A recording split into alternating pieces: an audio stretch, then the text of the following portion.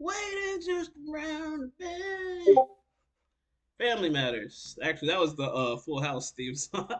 I was like, huh? Anyway, We was gonna let you rock out. We was gonna let you rock out. It's cool. you Yeah, that's right, you. Right, it was another family show, so you good. so he did both of the songs. Yeah. I don't remember how the Family Matters one starts, but he definitely did both of those songs. But anyway, with that being said, this is the Casual and Chill Crew podcast. I am your host, Vakora, and I got the crew with me today. I'm going to go ahead and introduce everybody just so we can speed it up. I'm trying to get this process down. So, with that being said, we got your boy Guru the God to the left of me. You know what I'm saying? To the right of me, you got Big Lex. What's good? What's Bow, good? bow, bow. Over on the bottom left, you got Just Josh, aka the original Josh. You know what I'm saying? We wish you a Merry Christmas, so give us some cash. Facts, facts. Merry Christmas to everybody, because we probably ain't plotting on Christmas. So, Merry Christmas to everybody in advance. Uh, we got Lady Senpai right underneath me. You know what I'm saying? Should give a shout out to Lady. Yeah. To the right, at the bottom, we got Rico. What's happening? And at the far bottom, we got the lovely Tay. You know what I'm saying? Tay Tay, what's up? Hey. And so, now that we got the crew here with us today, I'm here to turn up. I'm Yeah. not gonna lie, it's been a couple weeks since we did this, so I have so many things that I want to talk about with y'all, but I don't know if we're gonna get to it all. So I'm just gonna say let's start it off as soon as possible with the question of the day, which is related to our topic, family matters, is when is a time that you've had beef with a family member and that you learned something from that family member as a result of it? Like the Question. altercation doesn't have to end in a bad way. It can end in a good way, but just an altercation that what is an altercation that you have with a family member where you learned something from it? That's the question. Oh, wait. So can I add on to that side piece?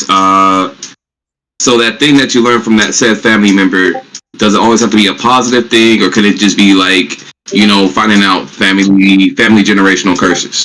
Yeah, whatever message you pull out of it doesn't have to be good or bad. It could be whatever you perceive, but just what is a family altercation that you learned from, that you gained wisdom from, something that taught you something from family. That's the topic. And I guess yeah, you answer first, Guru, since you asked the question. I feel like you kind of got your head in the space already. I'm gonna give everybody else a chance to Well, Well, I mean, because like for me, I'm like that. I guess I had somebody tell me recently that like I am the glue of my family, and I tend to have a lot of beef with different family members here and there. Like I beef with my sister, I beef with my brother, I have on and off beef with my cousin. I recently have some beef with my grandmother. But through these things, I realized something because like I growing up I had an issue with bottling up my emotions, and I bite my tongue a lot. So at this point now, your boy kind of got anger issues. I ain't gonna lie about that. So I'm trying to control that, but it's been harder and harder lately because like yo, I am being worked like a fucking workhorse, bro. Like I go on these things called binges where I'm just constantly doing shit for like the fam, and I'm barely getting any sleep. And like at this point, I'm really realizing that I get no consideration, really, no love, none of that. Nobody. I won't say nobody, but it just makes me feel like no one's really caring. So we'll start with my cousin because like they all correlate together. So like my cousin will get into it with me because like I tend to just keep to my own self because I'm like, bro, it's too much negativity and I need my peace. So I'm to myself. However, I'm also the guy that if you call, I'm fucking there. You need help, I'm there. This man beats with me for the fact that like I don't communicate too often, and the thing is that our communication when we talk, consists of GIFs, like GIFs, like just those pictures. Mans don't literally fucking talk to me, period. Like, we both game, we both watch anime. However, we don't play the same games and we don't really watch the same animes, right? And then, like, I gotta get some shit like, oh, you're not a true One Piece fan. Oh, you're not a true Pokemon fan. Oh, you're not a real trainer. You don't have a Switch. Like, nigga, if you don't shut your bitch ass up, bro. Like, oh God, like, I bit my tongue so much that I allowed this man to talk, and I caved in a few times to where, like, okay, let me see what this man's talking about. The last time I caved in, I was like, all right, I'll talk to you more often. So again, our conversation consisted of gifts, and the stuff he wants to talk about, stuff that I don't even care about nor even watch. Like, if the man really fucking knew me, he would know I don't give two fucks about Pokemon. Like, I was a Digimon fan, straight up. Niggas don't pay attention like that. So this man would be on some shit like, and I'm gonna just tell you like the shit he would tell me, like, and he said this stuff in front of my family and nobody said nothing, which is like, alright, so y'all niggas just cool with this shit. Man would sit there and be like, oh, you're not my cousin, you're just some nigga off the street, you're some fucking stranger. Mind you, he has a kid that I would go out my way to go pick up from school. He ain't got nobody to play with, so I'll take him to go play with my other friends' kids and shit like that. So I'm going out my way. And this man is leading to me like, oh, you don't, this and that, you nobody, this, that, all types of shit. The one time I went off on this nigga, cause I am a good person. I'm a good person. I'm loyal. I'm respectful, and I try to be as honest as I can be. I'm there. But I'm sorry. It's a bit got a little nigga frustrated. I'm here for this point. You know what I'm saying? Like, what's the message that you out of that? That's you know what I'm saying.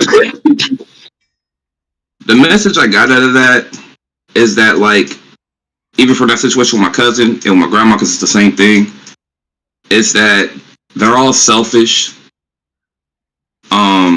hypocritical, and there was a third one I came up with too that fitted them all together. And I feel like it's fucked up to say because I don't like to talk about people behind their back like that, but it's the truth. It's how I feel. It's what I've seen. So selfish, self-centered, and hypocritical. Like, just straight up. Everybody's family is different, so if that's how you perceive it, you know what I'm saying? It's really just your opinion, you know what I'm saying? Because at the end of the day, I think I even know who you're talking about, but not to get all up in your business like that.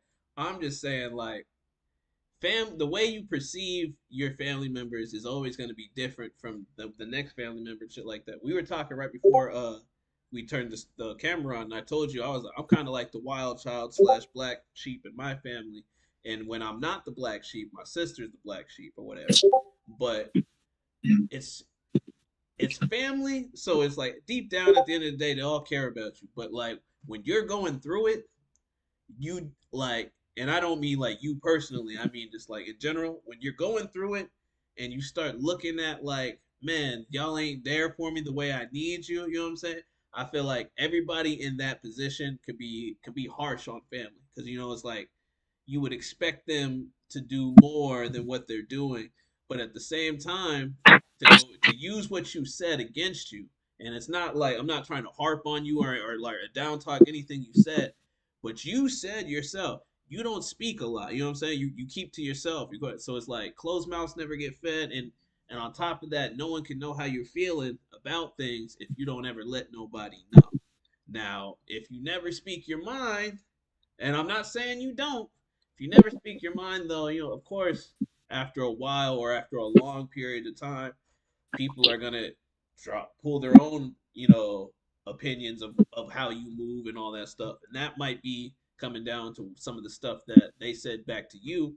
You know what I'm saying? Like this, that, and the third. But I'm like, it's really just all how you see it. And there's gonna be up times and down times. But I feel like that's a reflection that you're coming from when you were in a negative place. You said you were having anger issues and stuff like that. I would love to see the other side of the conversation when you're in a more positive space with that. But at the same time, I didn't tell you when I like I said I want the good and the bad. I want it all. You know what I'm saying? So you gave me a real ass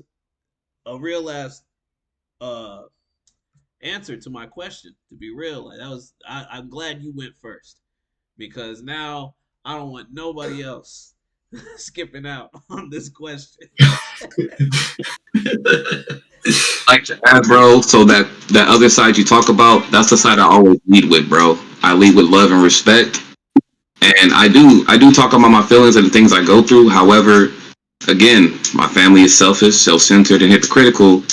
So when it comes to me, it's all gas and no brakes, bro. I don't get no leeway. Whereas when it comes to them, I give them leeway. They demand the leeway, and so on and so forth. So it's just like, what's up with this one way street?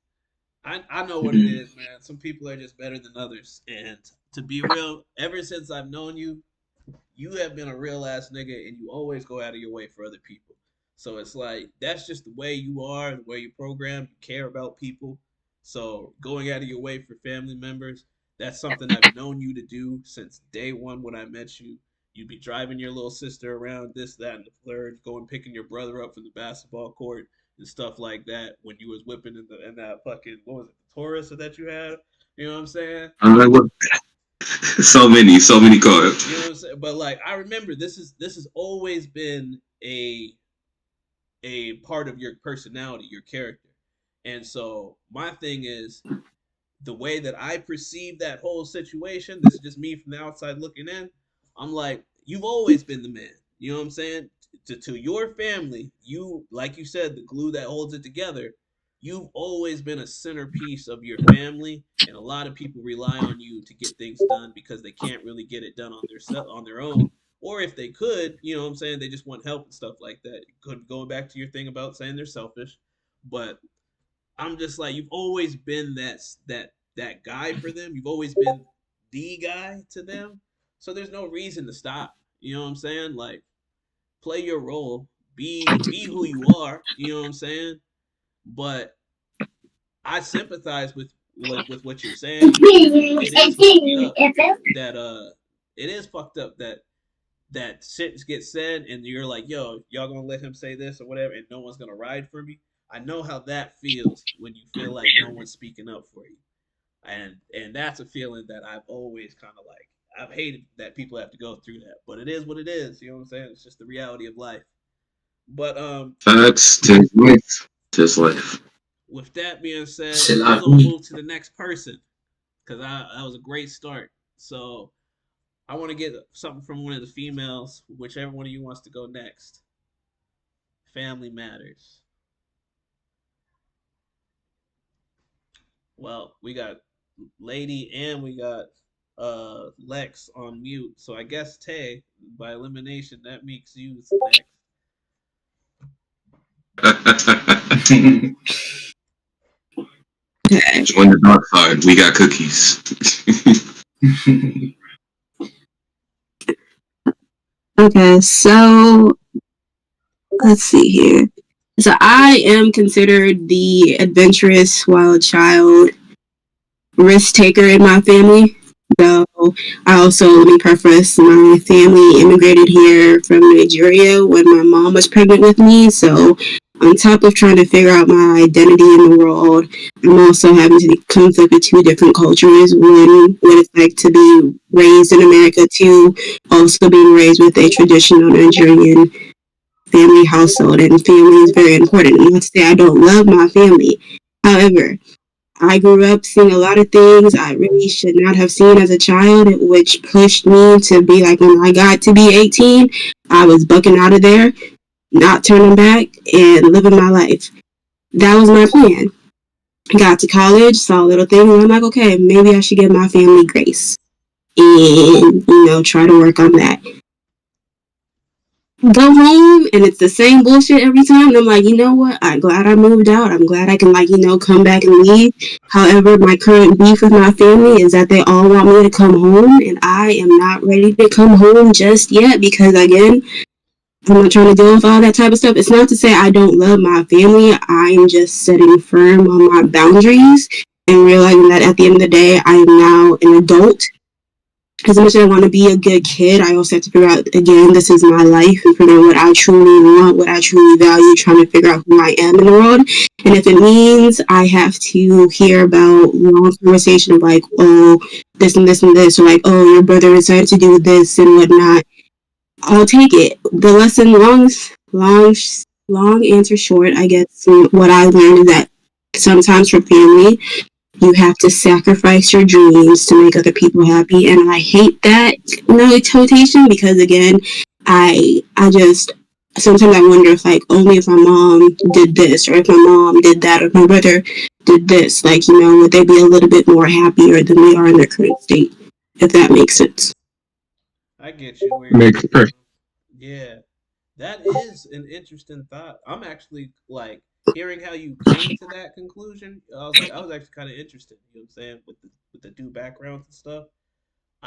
There was a question I wanted to ask you while you were saying that, but honestly, I kind of forgot it. So I'll let somebody else ask a question if they want. No. Oh, Sam, I do have a so question. I do have a question. You said you're not ready to go home yet. Do you plan to go home? Like, do you plan to find a point to like where you want to go home and like? I'm not sure if co-live or codependent is the word, but like, do you have it in your mind to like work towards living with your family again, or like what? Where are you seeing yourselves? Eventually, yes, it's been in the back of my mind to eventually, like when I feel like I have experienced all that the world has to offer and I feel like I have enough lessons and I feel like I'm at a place where I feel like accomplished enough to be like, okay, I can go home knowing that like if I do have any like hearsay, I can be like, well, if I hadn't had gone out and pursued and seen the world, I wouldn't be able to do X, Y, and Z. Like I do want to like settle down and when I start a family, like have my family close by because I do want my kids to like learn about my culture, Nigerian culture, and things like that. I don't feel like I'm ready yet, but eventually, yes, I do plan to come back and settle down with my family.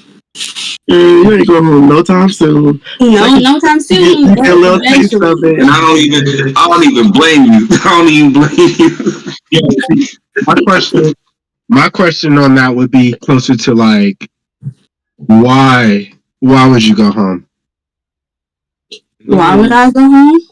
Mm-hmm. Well, I mean, I'm going home for holidays, but the thing with that is that I know I get to leave in 2 weeks, so Like, Yeah. that ain't going home. And I think Yes,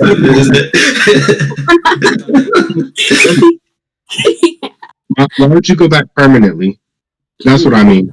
Because you don't have to. I don't have to, but I do.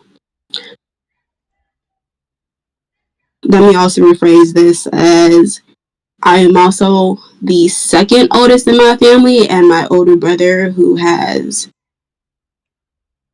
I feel like I would go home just to pay respects and put my, I guess, have it be my turn and like let other people experience what I got to experience, really. Because my brother, he is staying home, and I know he's frustrated. I know he wants to be able to do his own things and whatnot. I know my little sister, who's 10 years older than me, she's getting ready to like figure out her own self, but with my own experience and whatnot, I know my mom's hesitant, so trying to be there during that time to like really be a backbone, but also just pay my part, if that makes sense. It makes perfect sense. I'm still missing the why though. Like why do you feel like you have to do these things? Why do you have to be a backbone? Why can't you just live your life and fulfill yourself with your life? Why can't you do what makes you happiest? Why can't you spend the rest of your life figuring out yourself? Like, why do you have to shoulder the burden of lifting others up? I guess internally, it's my way of like, I'm not saying like I'm a selfish person. Like, I know, like I understand the sacrifices made for me to do certain things. Like my mom helped me out with school and things like that. So I guess it's just I internally feel like me doing that and going home and doing that is my way of like, paying my debt. And then once it's paid, I could be like, okay, I have a clear conscience and I can go about my way, if that makes sense. Makes sense. Does that answer your why, or do you need me to go deeper? No, that works. My bad. With that being said, let's move on to Rico. You know what I'm saying? What's your family altercation that you learned and experienced from that made you understand that family matters? And that's how I tied it back to the episode. I feel like for me it's kind of like along the lines of like guru. Like sometimes you feel like you're the glue in the family and all that.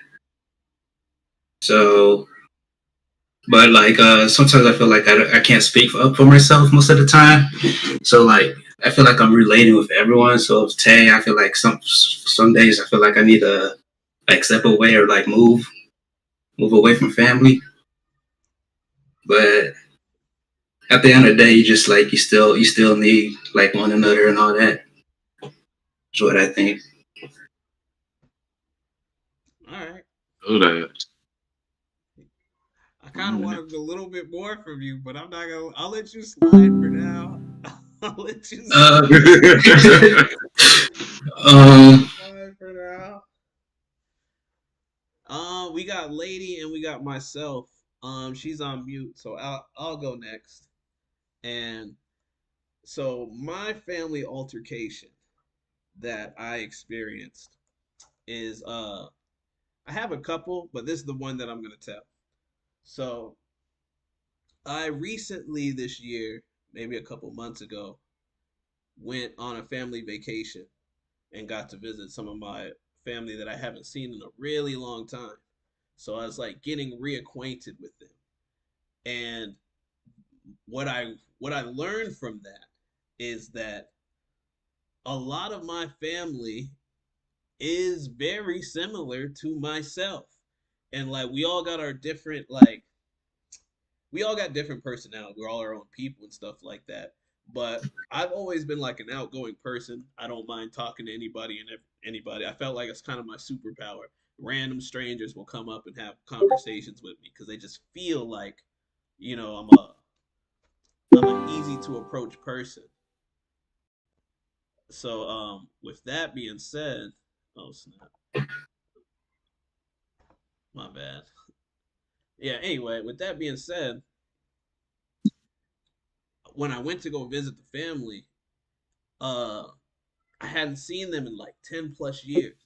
So I was actually like kind of skeptical about going in the first place because I was just like, man, it's been so long. I don't even really know like what I'm gonna talk about and stuff like that. But when we got there, uh, it almost felt like natural. It felt like I had been out there for years. You know what I'm saying? So like it was very easy to fall back into the flow of my cousins and my niece, and I got new family members and stuff out there. We was all taking pictures and everything, and I was just like, man, it feels good like having a big family around because that's how it was when I was little when we were all together. But now my family is all separated, and that's kind of something I miss about my family. Is what I'm realizing about myself is like now I live with my brother, so it's just me and my brother in this apartment. But when it was back and it was me, my dad, my sister, and my mom, I kind of got that same vibe of like the family unit. But I that's what I've realized about myself is like I've been missing that family unit component because now I only live with my brother, and me and my brother both got jobs at different times. So I rarely even see him. I mainly be doing my own thing, and I've been on my own for like the last 3, 4, 5 years, honestly. So like, it's kind of just I'm starting to recognize the difference in like the family vibes and like just doing my own thing. And I do like doing my own thing. I love being my own independent. I don't want to live with my sister. I don't want to live with my dad. I don't want to live with my mom really, unless, well, actually, I wouldn't mind living with my mom, to be real. My mom's chill. But I don't really want to live with my dad or my sister. And even every once in a while, me and my brother be butting heads. So it's just like, what I'm pulling from that is just like, family's important, but I'm just like, you don't know. I guess I don't always want family around. I always love family. And when I was out on my family vacation or whatever, I love the vibe that my family has. But I also like my own vibe as well. So I'm struggling with what I want. You know what I'm saying? And that goes back to what Tay was saying. You know what I'm saying? Was she gonna go back to her crib or not? And that's why I can see the both sides of it. But that's kind of my family altercation. Is I realized if I fell in love with my family again. You know what I'm saying? The bigger aspect of my family. But at the same time, I'm older and I'm at an age where I'm about to start going out living on my own and stuff like that. So I'm just like, that family vibe is kind of gone until I start up my own family.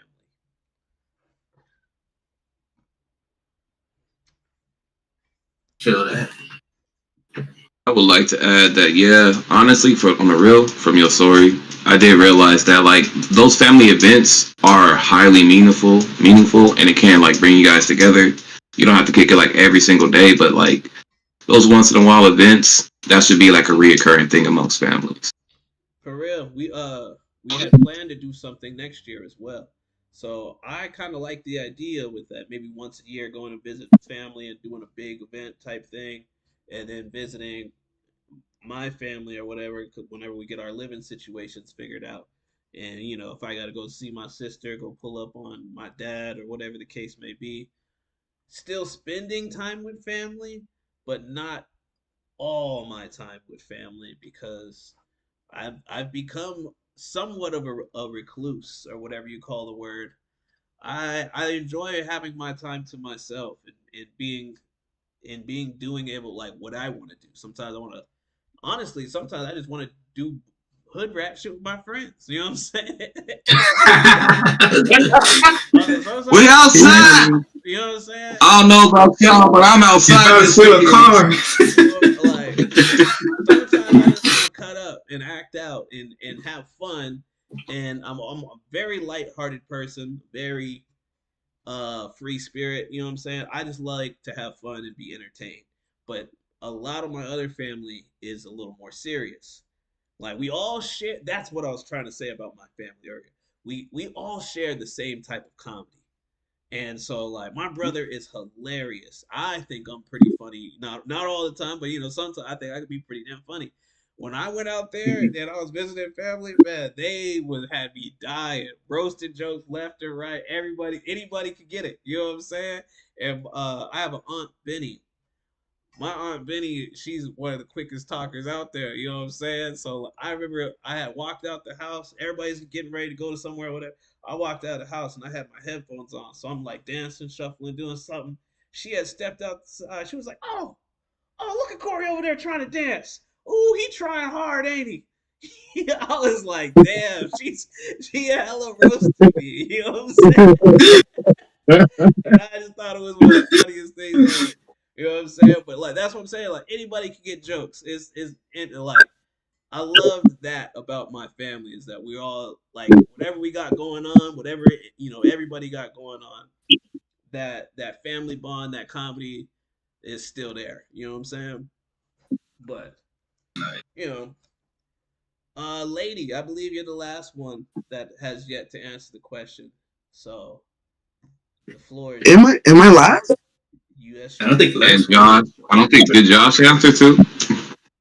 Lex and Josh. There. No. Oh, okay. Lady and Josh. Josh, you'll be last, but Lady, you can go next. I have to go Okay. too. If you ain't first, you last. You said you want to go before me? Go ahead, Lex. I did not say that. Well, I didn't say that. You said I hadn't gone yet. You would have muted your mic and everything, all that work and effort. Go ahead, because I didn't want to be left out.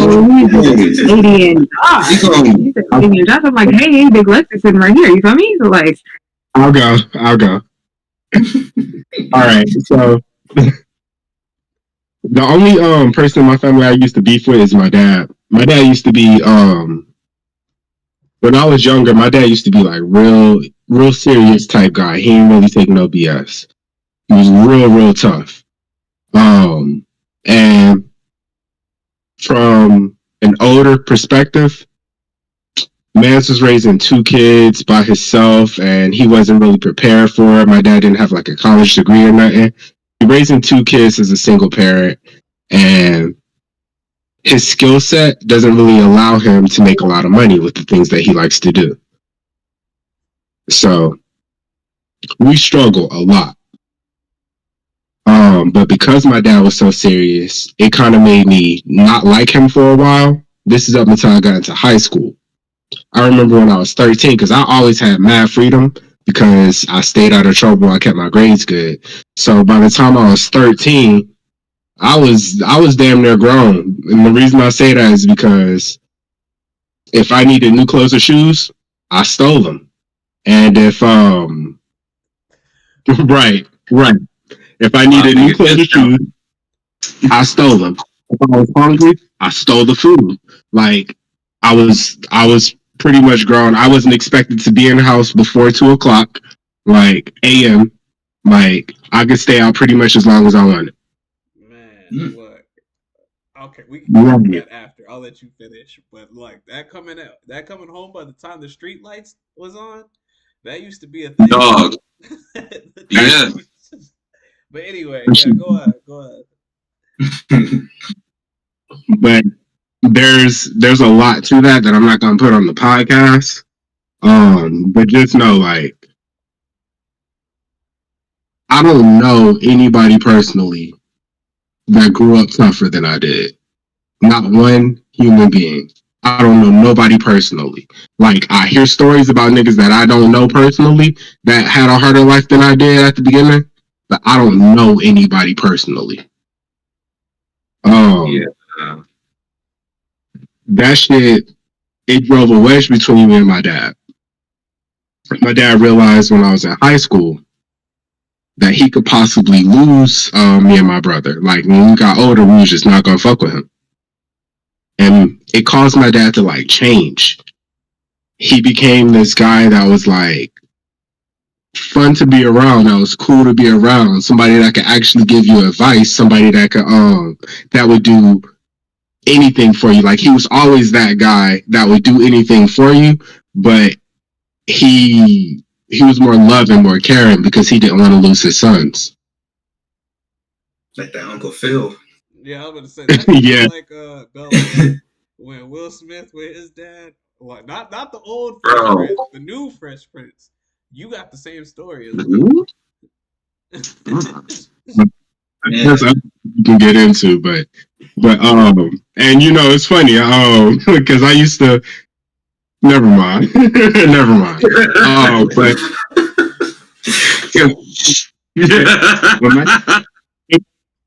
when my dad began to change, it had a little bit of an effect on me, but not really much until I seen something that was crazy to me. And at this time, this is right before I met Ty. Because right before I met Ty, I was serious cat. Nothing was funny. Like, Look. To describe how serious this man was, he walked miles to go whoop some ass. And he punking like dads out the front door. But then, like... Wait. Look, I'm trying not to interrupt you. Get your shit off. Go ahead, King. Sorry, bro. I'm sorry. All right. Man, we trying to make it. My dad thought he had enough money to drive from Danville, Virginia to Arizona. And he didn't have enough. So I'm sitting here fucking selling my Nintendo DS, selling my and spending my graduation money on gas so we can move to Arizona. And lo low key, I'm pissed. We in New Mexico, so we almost there, whatever. And my dad just has this conversation with this random dude at the gas station. And like, you know, my dad's a changed person at this time. He cool, calm, and collected, you know. Like, we don't really know how we gonna make it, but my dad cool about it the whole time. Tell me why dude gives my dad $100 to put in the gas tank. Hey. Damn. Actually, me, that maybe I take myself too serious. And then slowly I begin to laugh. And then people like Ty made it easier to laugh, made it easier to smile. That's real. Look, Hey, shit, bro.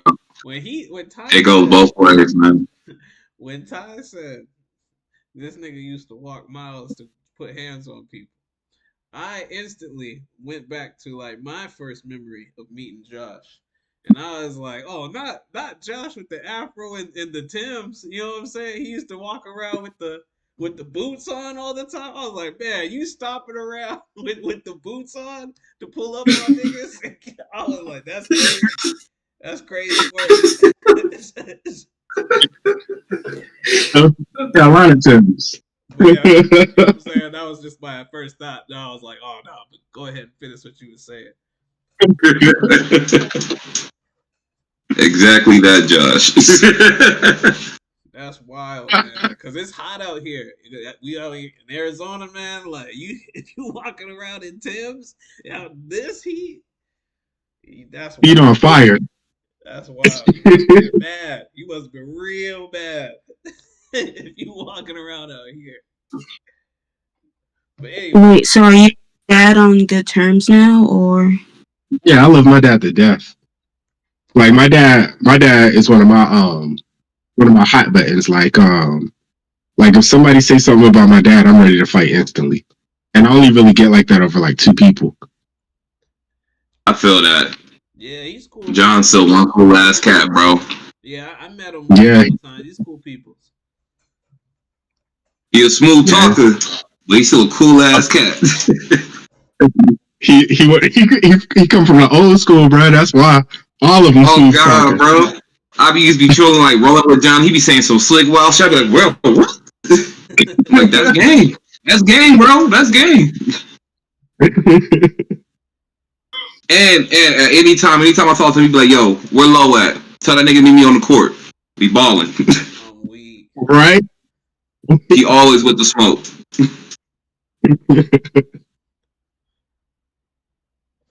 All right. Well, look, we're going to move to the next then. So it's between Lex and Lady. I got two choices on who's going to go first and second. Someone pick the number one. And I got it. I got you. I got you. Yo, heads or tails, Corey. Heads or tails. What? Heads or tails. Nah, she said she gonna go. All right. It was heads. It was heads, bro. It was heads. I'm fucking weak. Nah, because Angelo yelled that shit from the other room. He said heads. See, I'm glad because then I wouldn't have to go because I would definitely was picking tails. I'm weak. Oh. Yeah, you lucky. You lucky. Fate was on your side.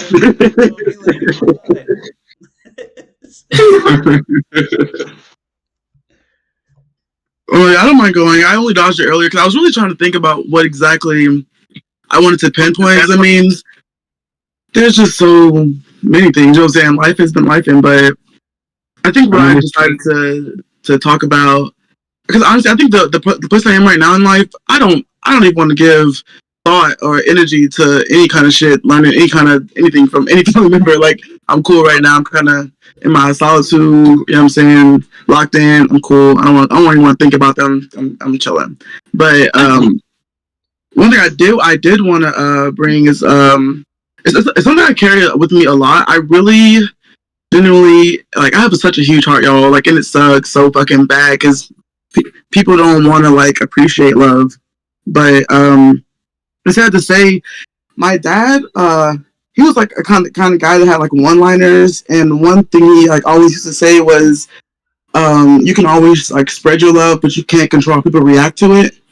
Like, he was a very loving guy, like very loving, y'all. Like, this man, like, Superman. Like he's the type of guy. He used to drive trucks, and he's the type of guy like on the freeway. Like if he saw somebody like on the side broke down, he'd pull over and be like, "You good? They ain't got no funds." He'd throw them a quick 200, 300. Have a blessed day. Like keep pushing. Like he that kind of guy. Like angel. Like heaven sent. Like he just had to like feed the homeless. Like every couple weeks. Like he was like a true angel. But like he definitely my dad ended up passing in 2020, and to like after the fact to see all the relationships that like stayed or like faded away, or like the people who celebrated him in memoriam, to hear how they felt about him, or even the people that got like nasty, like people, like shockingly people got nasty, like it was like, you know, spitting on my daddy grave. So like it was just so shocking to see and hear the type of love or hate that he did receive. Like, and he can't control any of that. He was a very loving man, never changed for anybody. Like he was always gonna step and like show love and spread love, because he just, you know what I'm saying, he was a loving ass dude. So like I carry that with me everywhere I go. Like he ingrained it into me to always like lead with love. Like it's a blessing and a curse. I can't help it, but like I care so much. Like, and I learned it from him, and I can never say like I would hate that about myself. You know what I'm saying? Yeah, that's a great lesson to pass down. I like how you worded it, or the phrase that he said, where he said, "Can't what did you say about spreading love?" But you can't. I wanted to see how you said it. You know what I'm saying? Oh yeah, you can always spread your love, but you can't control how people react to it. Yeah, I like that phrase for sure. Cause like that's true. All you can do is be yourself, and people either gonna take you for granted, or, you know what I'm saying, love on you. It's mad deep. There's layers to that. You know what I'm saying? That's facts. Well, I had to think of something positive, because there was some negative shit. Like I was like, oh, let me get out that let me get out that zone real quick. Yeah, no, don't even focus on the negative. To be real, no matter how you are or who you are, there's always going to be something people have to say about you, whether good or bad. So you can't really control that. So thank you for that. Yeah. Hell yeah. Love my pops. R.I.P. R.I.P. Rest in peace. Rest in power. Mm-hmm. Lex. All right, Lexi. We got you. It's about that time. Yeah, man. You the last one. Hi, guys. Hold on. Let me get upstairs real quick. Hold on. I'm coming. One moment. Well, while you doing that, I would like to add, from all these stories, I also realized too that through all my situations with my family, whether good or bad, I also realized that a lot of my natures come from them, and I realized that their outcomes was they couldn't control it and they caved in, whereas I'm still fighting and pushing on. Facts. Always look at the positive side. I'm telling you, man, you the dude, you the guy. If you see negative sense in them, but you still see like traits from them, just be the best part of them that you see in them. You know what I'm saying? Like take what you learn from them and be even better than they can be. That's kind of how I try to do what I do. Then again, That's my thing, though. Sometimes Remember that song I made, Hustle Nominations, bro? Yes, bro. You just gotta make your way with it. You just gotta make your way with it, bro. Look, we about to get back in the studio real soon, Guru. I'm letting you know this. Oh God! We about to. Please, just tell me, yo. I just got my weekends back. Just let me know. I'm not gonna lie. I've been hearing some fire coming from my brother. I got a couple new songs as well, and you always got something. So we gonna put our minds together. We gonna get with red buttons. You know what I'm saying? And we gonna do something. Yo. Hey, we gotta drop the next one. The next project gotta be that Ghost in the Dojo. One more time. Speaking of, I said the next project gotta be that Ghost in the Dojo, bro. Facts. Whatever we make, it's Ghost in the Dojo. Ghost in the Dojo. Ghost in the Dojo. Even that sounds fire. Speaking of, I don't know if it's gonna be next week, because I'm pretty sure everybody's gonna be busy with like family and stuff next week. But the week after that, on the calendar, listening party, because the listening party is something that we've been talking about doing for a long time and we have yet to do. So I am just going to throw it out there that we finally just do it. So it's probably going to be like on either a Friday, maybe a Friday, like we could drink and listen to music, Maybe a Saturday. I'm gonna get together with y'all, figure out which day is the best day for everybody to do it. But yeah, definitely listening party. I'm with it. Um, I don't know. I mean, yeah, I'm with it. I'll just say that. I'm not gonna get into specifics right now, but I'm with that. cool. Okay, and then also, since it's my turn to answer the question, something valuable that I learned, and I had to learn it from really all of my family, but specifically because of me and my mom's relationship, is that you have to stop putting your expectations onto other people because you will be disappointed every time. And I say this as example, growing up, my mom was like super, super tough on me, right? Super tough. She wasn't the type to say I love you. She wasn't the type to give you hugs, like none of that. I didn't really get to express my emotions, like things like that. And I've always yearned for a type of mom that I would get from like my friends, like my best friend mom. I would go over there, her mama kissing me on the forehead, hugging me every time I come in the door, like shit like that. But I didn't get that at home. And so like recently, like I had a conversation with my mom and my sister as well, because I was frustrated. I was frustrated with how things were going and how I felt like personally, my mom wasn't there for me, you know? But it took my sister to break it down to me and for me to realize that that is who she is. I'm expecting her to be a certain way, but she will never meet those expectations because that is not who she is. So the only thing that you can do in situations like that is you can either accept them for who they are, or you can draw away from them and not deal with them. Those are the only two ways that you can express your opinion and say, hey, I would like you to do this, or this made me feel this way. But it is completely up to you how you move forward in that situation. And the only two options are to accept them for how and who they are and try to learn so that you know how to move with them, or to stop dealing with them altogether. So that's one thing that my mom, me and her relationship taught me, is that you cannot put your expectations, because those are your expectations. This is somebody else's life. So they're not going to move and do things how you want them to do it because they are not you. That is facts, and that's something everybody should learn how to do. Is one, either accept reality and understand that their expectations are just their expectations, or two, stop having expectations altogether because nobody ever lives up to the expectations to begin with. Let's be real, ain't nobody perfect. So you always have this idea or this expectation in your head, and then when they don't live up to that, you get upset or disappointed or stressed out, or you look down on them as less than. And I'm just like, that's not even their fault. You know what I'm saying? Like, I never liked expectations because I feel like I'll Yeah. never live up to them. And like I really had to like dive deep into that because like to me, I felt like, oh, you're not doing anything. But then when I got sat down and it was like put, not necessarily an actual list, but like they went down the list of the things that she's doing, I'm like, damn. But it just wasn't what I wanted. And so that's where I had to sit back and speak to myself, like, okay, this is what you want, but this is not this person. So I can't be upset with them because she does a lot for me on a day-to-day basis. But because it isn't what I expected. Like, for instance, my mom isn't you know how you have some people, y'all know my mom. So you have some people who can go out all the time and the grandma gonna watch the kids. My mom is not like that. I can't just up and go and do things all the time. That she's not like that. So I feel like, to me, I was like, dang, well, I'm like not being able to go anywhere, not being able to do anything, and I feel like you don't watch her. But every day when she gets off of work, guess who she's with? Journey. She has her every single day. She gets her stuff without me asking. Like, she does so much on a day-to-day basis that it's kind of like looked over, and I had to I got humbled. I ain't going. I got do be doing some stuff, but it's just like it just wasn't my expectation of what I thought or felt like a mother should do.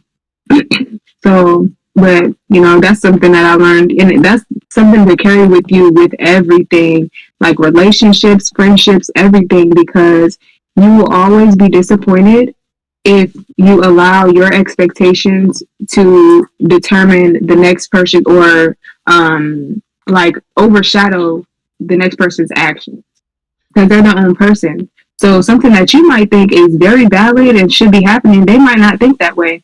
Or like Guru, for you, for instance, like something that you may think, because you're like, oh, they're selfish. You might look at it as selfish, and other people might also look at it as selfish, but they're their own person, so they might not look at it. They might be having a whole completely different mindset about what they're doing or how they're doing it or how they're going about it, because that's all they know, because that's them.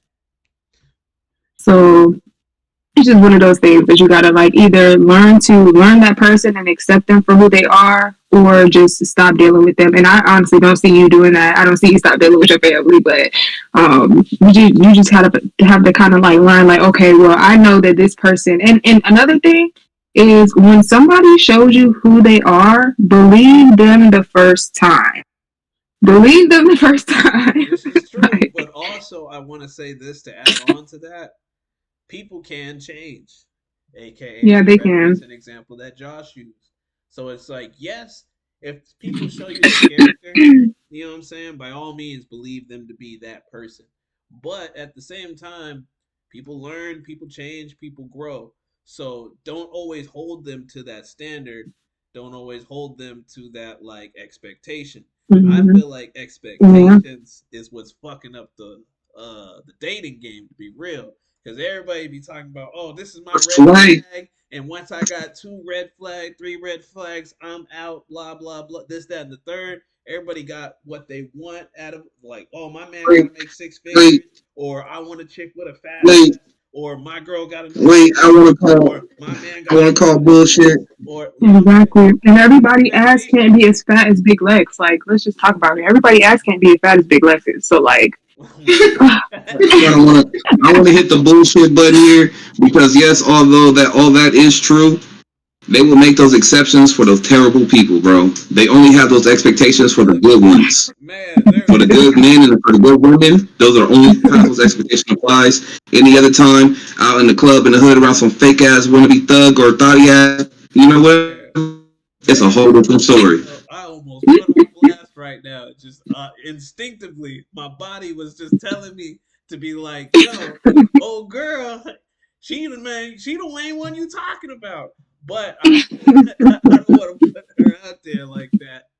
So with that being said, you know what I'm but saying? yeah, definitely believe them the first time. But also like Cora said, if they show you differently, then accept that as well because like you said, people do change. And especially when something else that I feel like a lot of people don't do, and I don't remember who said it, but I'm very adamant on this. Like anybody that knows me knows I'm very adamant on this. If I don't know what is the saying is you can't fix something that you don't know is broken. So if you don't come to me and tell me the issue, the problem, then it will never get fixed because you never brought it to my attention. So I could think that I'm doing shit perfectly fine, and because that's how I've been doing it. And Closed mouths then don't you get bring it to fed. my attention, and now I have the ability to change it.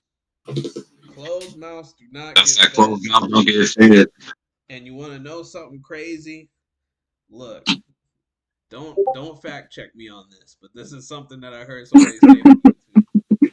I was just randomly watching videos, but I was watching dating videos, and then I got to this video about a dude saying like, "Hey, why this guy is gonna get the girl 9 times or 7 times out of 10 over this guy, and this guy could be the one that she actually wants to be with, but still the other guy is gonna get the girl over him." And the whole video led up to because he's willing to ask the question. That was the answer. The guy that's more willing to ask the question, whatever the question is, oh, are you seeing anybody? Or oh, are you trying to fuck? Or blah blah blah. You want to go out with me? This like the guy that's more willing to ask that question is more willing to get the girl, whatever that question is. And it was a crazy like Yeah. little takeaway for me because I was just like, dang, it made me think maybe I should be more outspoken. But long story short, yeah, closed mouths don't get fed, man. So like you got to speak up on what it is that you're thinking or speaking and put it out into the atmosphere because like Lex said, they'll never know unless you say something. You know what I'm saying? That goes for both men and women. Nobody's a mind reader, despite what they might ask you to believe. You know what I'm saying? Some people are gonna try and make you pay them to read your mind and all that shit. They're all faking.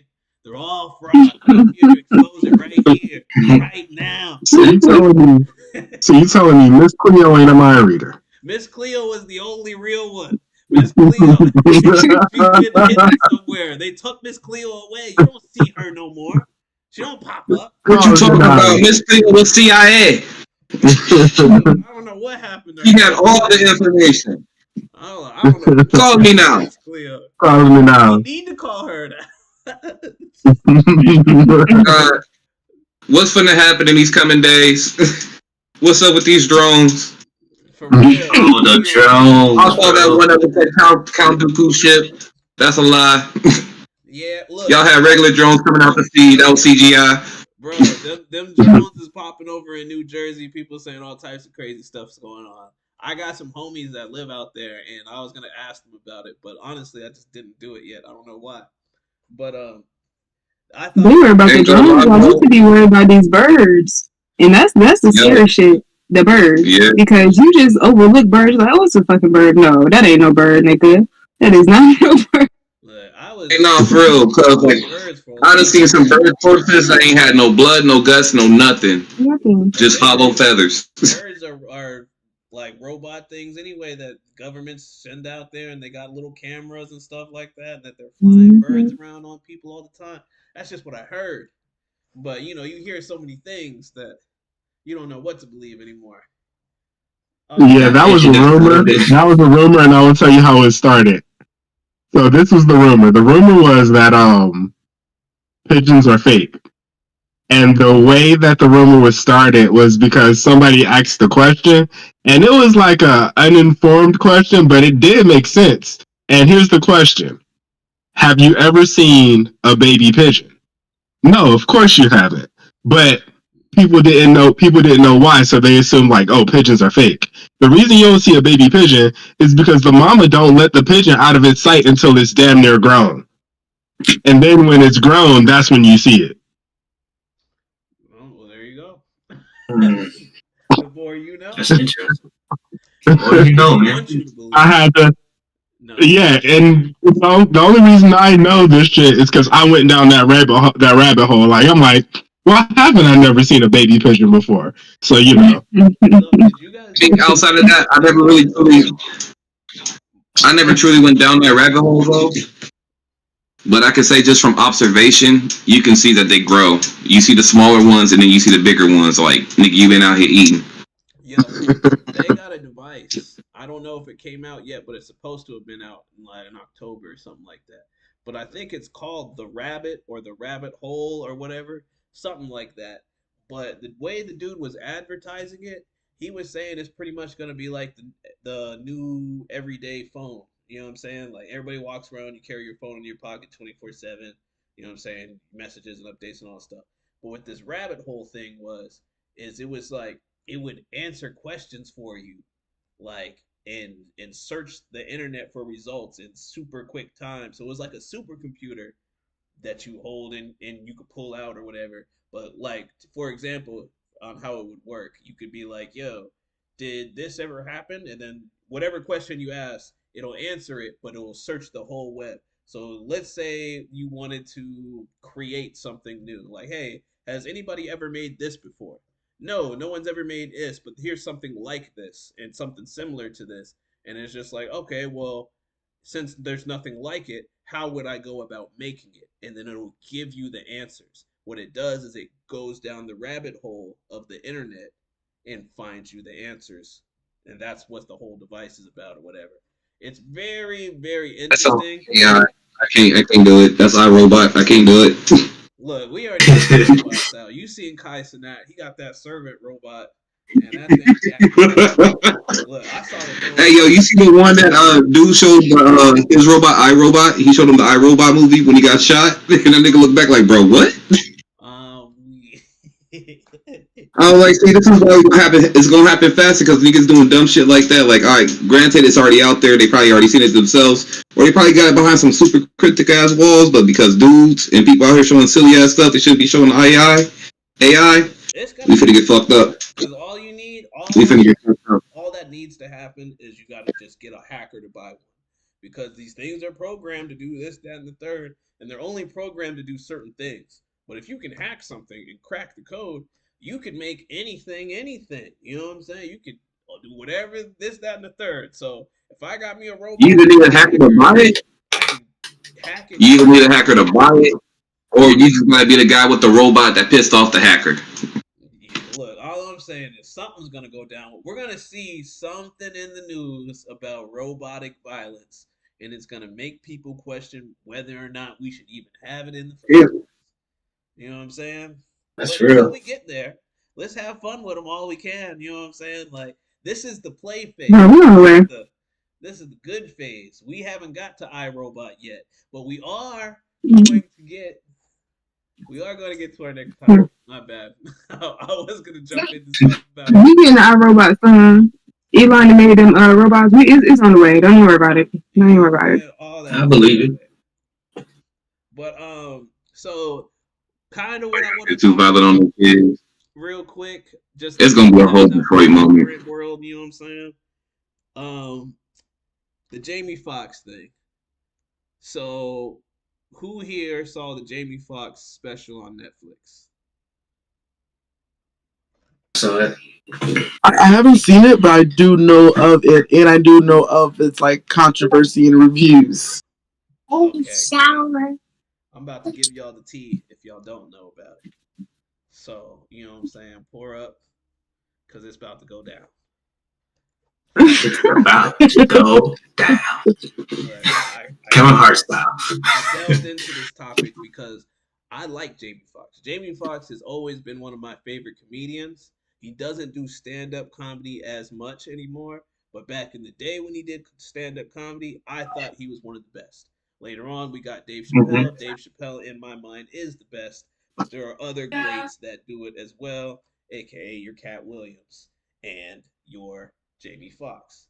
Now, when I seen Jamie Foxx had a new comedy special, I said, "Oh, instant watch." I turned it on.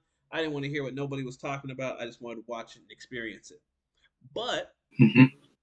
it wasn't exactly the comedy special that everybody wanted. And I'm gonna just give it to you my pure personal opinion. Then y'all can say whatever y'all want. I'm here for it all. But this is my personal opinion on the special. I don't think it was really a comedy special. I think it was more of like a special documentary type. You know how Netflix always does something different? You know what I'm saying? It was more of like a documentary. Now, Did the it? reason it came off that way is because that's not the full set. What I heard after watching the special is that they had to cram down the whole show because the show took place over like 3 nights or something like that, 2 or 3 nights. It got condensed into a 90-hour special. So there's a lot that's not on the show that happened in real time. And so let me give you the cliff notes real quick of the special. For those who haven't watched it, this is spoilers or whatever, but I'm not really going to go anything deep into the special, so don't even worry about that. I'm only going to highlight 2 points. One point, it was highly emotional. Like there was points when Jamie Foxx was crying on stage and stuff like that. He brought his family out and he was talking about the situation that he had last year or earlier this year when he got hospitalized and nobody knew if he was going to pass on or not. So he was covering that whole situation, and it's an emotional subject for him. You could see he's kind of traumatized by it. So that's why the special was more emotional instead of comedy esque. But keep in mind, this is not the full show. The second thing that I want to highlight about it is that I watched it on December 12th. I don't know exactly when it came out, but I just want that day to be remembered, and I want this day to be remembered right after. December 12th and December 13th. December 12th is the day I saw it. December 13th is the day I want to talk about afterwards. Now, Okay, let me say one more thing about the special too. He talked about P Diddy, and that's a spoiler. But at the same time, he only said one or two jokes, and then he moved on again. So it was light, but Diddy was in there. Now, now I can get to the tea because you guys heard about the special. So here's the tea. Supposedly, he had said a lot more jokes about P Diddy that wasn't in the special. I said he said one or two jokes. People that were in the crowd and in the audience said he said like 9 or 10. He said a lot about Diddy. And in that special, I guess it was alleged that he was at a Diddy party or hanging out with Diddy. Diddy gave him some drink and he started feeling weird. Now, what I just said, is not in the special. However, people that were there in real time said that that's what he said. You see how there's a difference in what's going on in the special now and what was actually the special was about? So, Perception. Jamie Foxx had a lot to say about Diddy, but most of that didn't make it to the special. Zoom forward to December 13th. December 13th is Jamie Foxx's birthday. And if it's not his birthday, it was a day that he was celebrating his birthday because he was out in public at some fancy restaurant having a birthday celebration. So whether it's his birthday or not, I don't know, but this is what happened. Somebody pulled up to that restaurant. They started beefing with Jamie Foxx. They threw a bottle at him, hit him in the face, and he had to go to the hospital and get stitches. This happened a day after I watched the special, and the special probably only been out for 2 days. So 2 days after your special, you're in the hospital because somebody pulled up. Ooh, bro, hurry up! Hurry up! I'm holding my tongue. Everybody that was there and people and rumors and all that stuff, they're all alleging that these were some Diddy followers, some Diddy goons or whatever that didn't like what he said. The Diddy boppers. The Diddy boppers. Diddy boppers. You know what I'm saying? Coming out and trying to shut him down because Diddy's locked up. So now people are speaking more freely. And I felt like that was maybe they were trying to send a message like, yo, y'all can't be saying this, that, and third. Nobody knows who that guy was right now, but we're going to find out soon. I'm sure we're going to be hearing about it soon. They were talking about this on the Breakfast Club. I seen something on the news, you know what I'm saying? Like, this just happened a couple of days ago, you know what I'm saying? 4 or 5 days ago. So we'll hear more about it, but that's what's going on right now. And then what were you going to say, lady? Go ahead. Oh, okay. So all this is theorized, all right? So don't quote me on this. But have you guys seen what's it? They clone Tyrone. Yes. Okay. Because there's like the whole connection between Jamie already prior to the special speaking out about allegations with Diddy, and because of that happening, he disappeared. Allegedly, this is what the internet's speculating, is that because he started speaking out on Diddy and speculating in his relationship and the things that he saw as a youngin and Justin Bieber and all that, he disappeared, came back. Everyone's like, he looks weird, the fucking surgery or whatever happened to him health wise. Like everybody was talking about that kind of shit. And then that movie came out as well, so that started more speculation on like the theory about clones, and I won't go too much to the clones thing because that's like a whole different thing. But just like for that too, but keep cooking.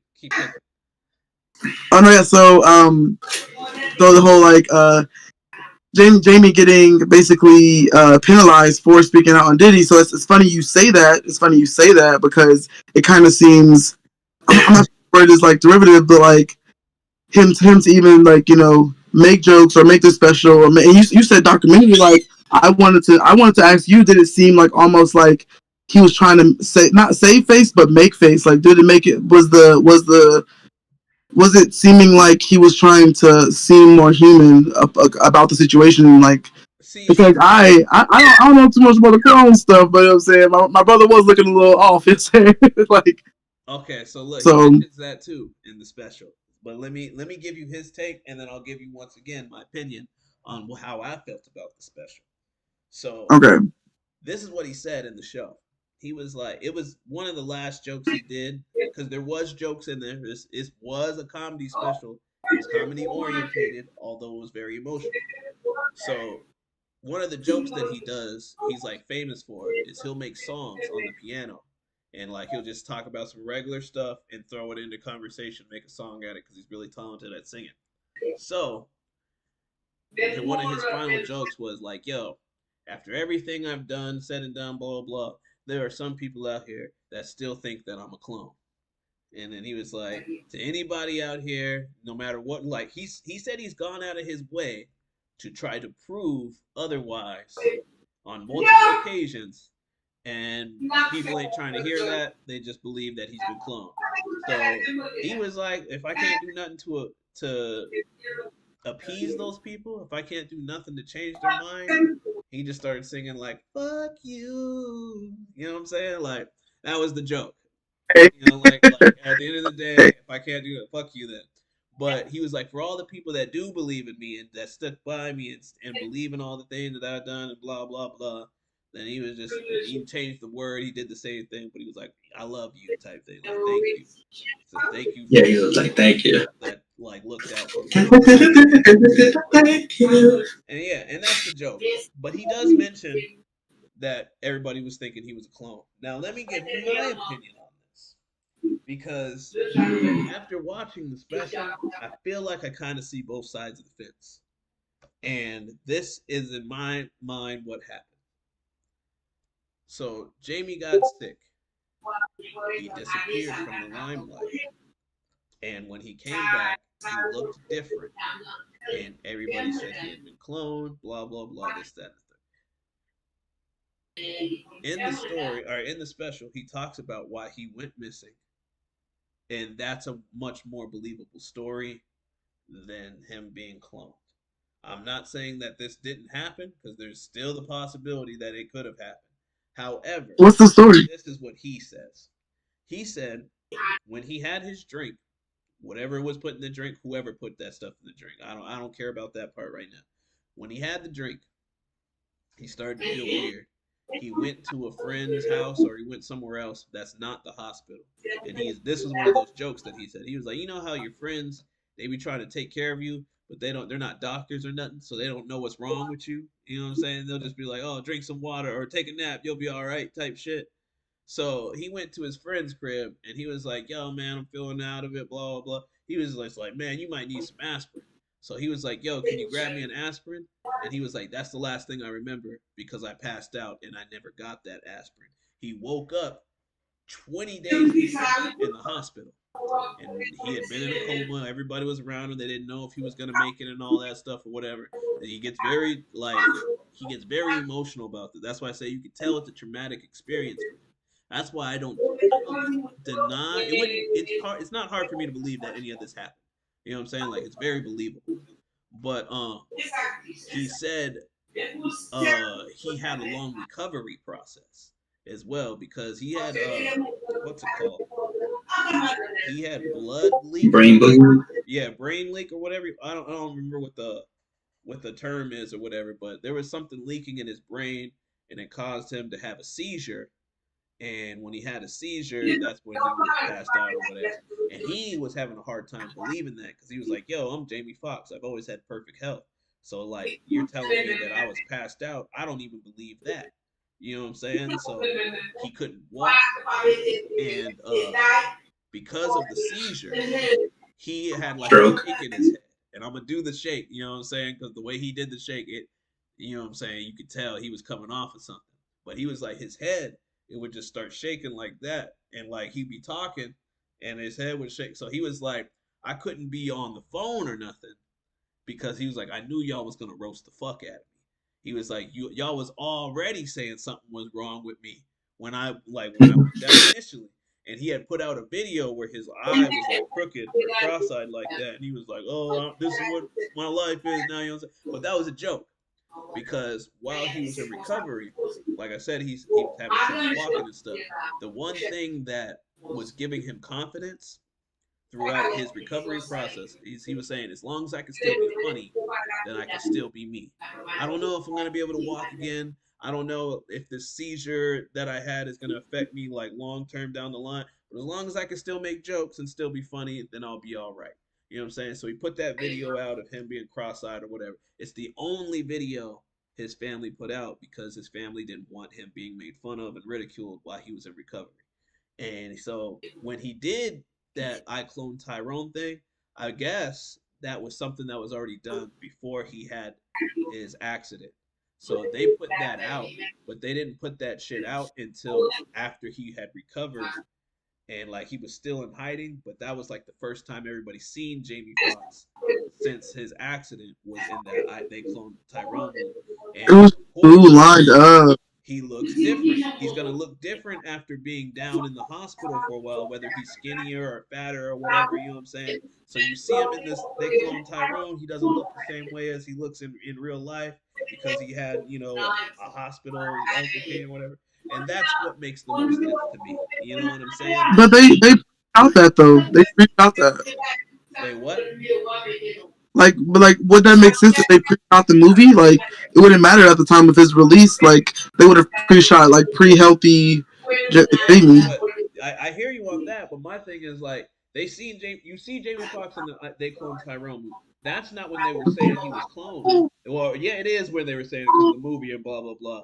But it's because you see that movie and then you see that show or whatever, and then you see him in public right after that, and he doesn't look the same. But of course, he's not going to look like that because he just got out of the hospital. You know what I'm saying? So.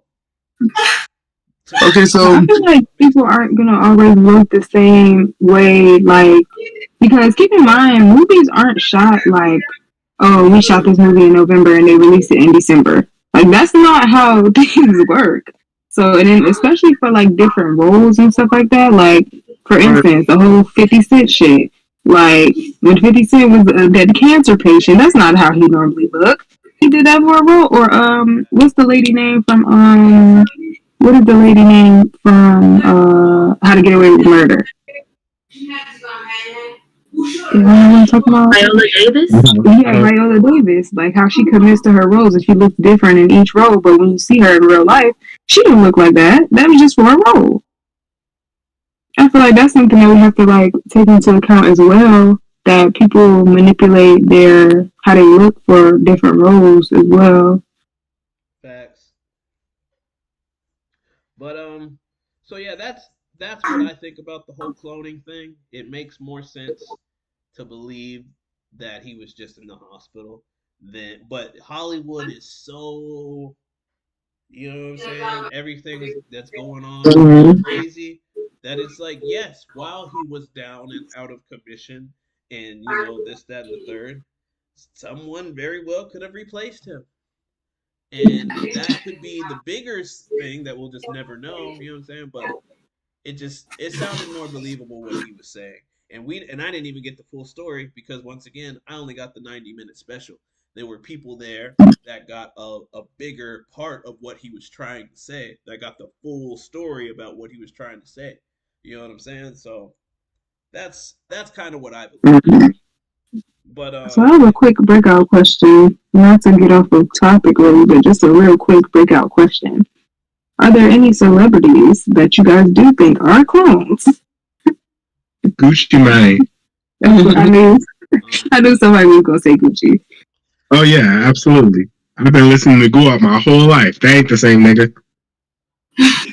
Kid Boo, I think that's his name. Kid Boo. He's a dude that said he was cloned at some facility or something like that. Terrible story. It was a gimmick he was trying, and it did not work out at all because he got sued. But I remember he tried it. You know what I'm saying? Kid Boo. He was cloned. At least he says so. No, there's definitely some of y'all favorite A-listers up in there, probably. Yeah, I think that's have you guys seen the movie The Island? Yes. The Island? Yes. Mm-hmm. Guys, take a look at that when you guys get a chance, because, yeah. But you also got like Janelle Monáe and Kevin Hart, who also admitted they have clones. So, Is it? My thing is this: we gotta be more specific with the clone thing because you can say, "Oh yeah, Kevin Hart was cloned, Will Smith, Jamie Foxx." You can say all these people were cloned, but is it a clone or is it a body double that this person hired so that they don't have to pull up everywhere? You know what I'm saying? Like, hey, I'm finna go out and eat somewhere, but I'm such a popular celebrity because I'm, what's that dude's name? Not Jonathan Majors, but the other black dude that's in all the fucking movies.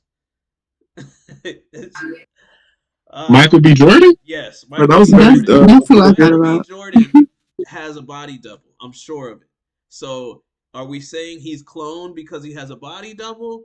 Or are we saying he's cloned because he was actually cloned? You know what I'm saying? That's what I'm trying to get at. no.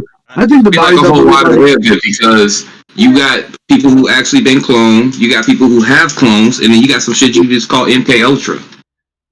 Look, I'll say it like this. I think Chris Brown was cloned because there are a lot of people that look like Chris, but that's not exactly him. You hold got on.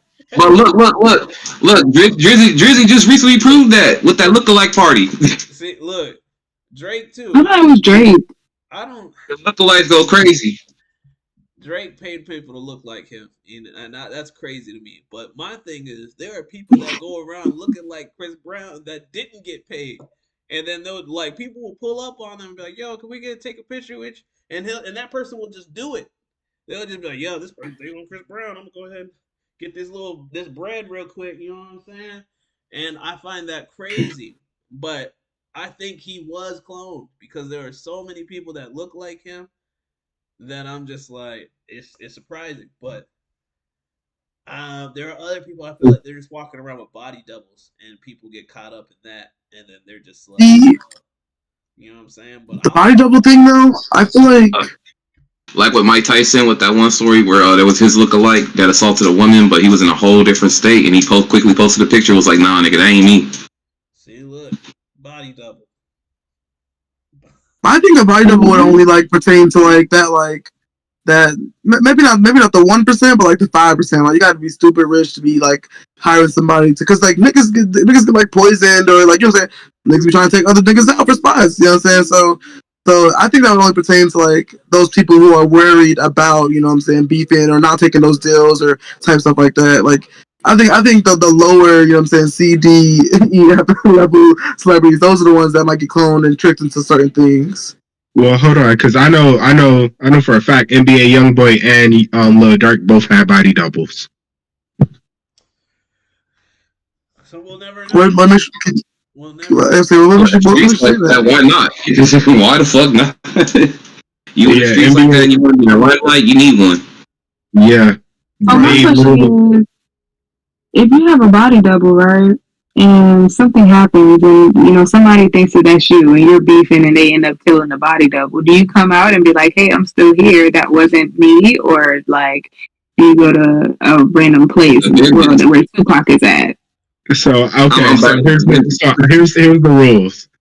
If somebody take out your body double, you go into hiding until you take them out, then you come out of hiding.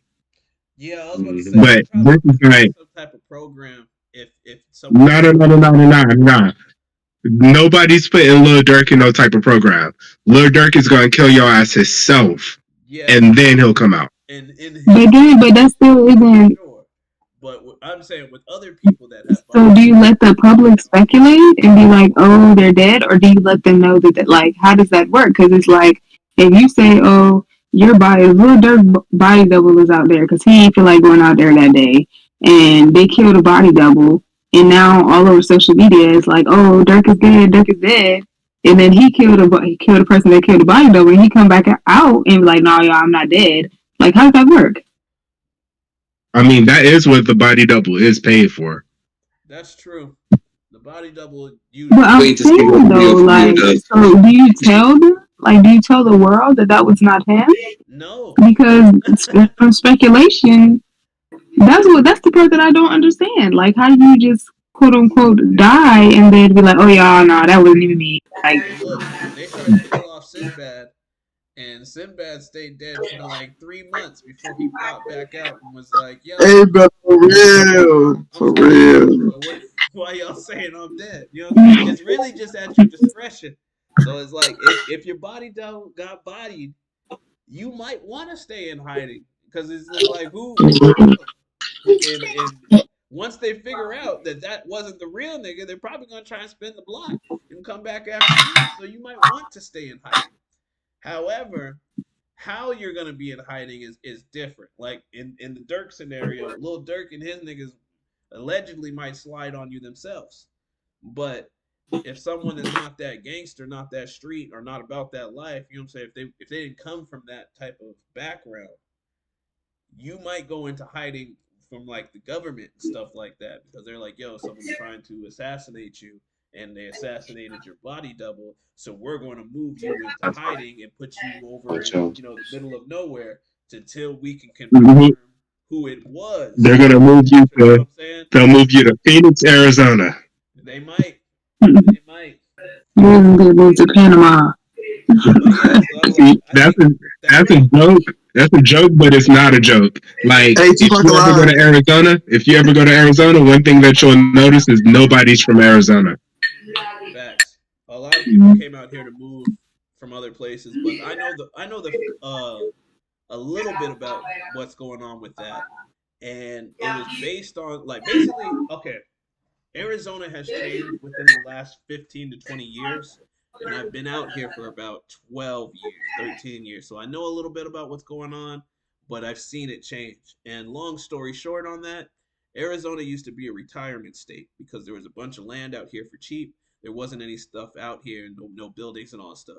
So they had a program with the military to where if you were in the military and you were stationed out in Arizona, they would give you cheap, affordable housing for your family and stuff like that. So all types of people would come out. They would get inside the military. They would join this program, and it's just like, oh, all I got to do is serve for 4 or 5 years, and then they give me a house. They give me all types of what's it called, benefits and stuff like that, and then I can retire, and I got everything I need out here already.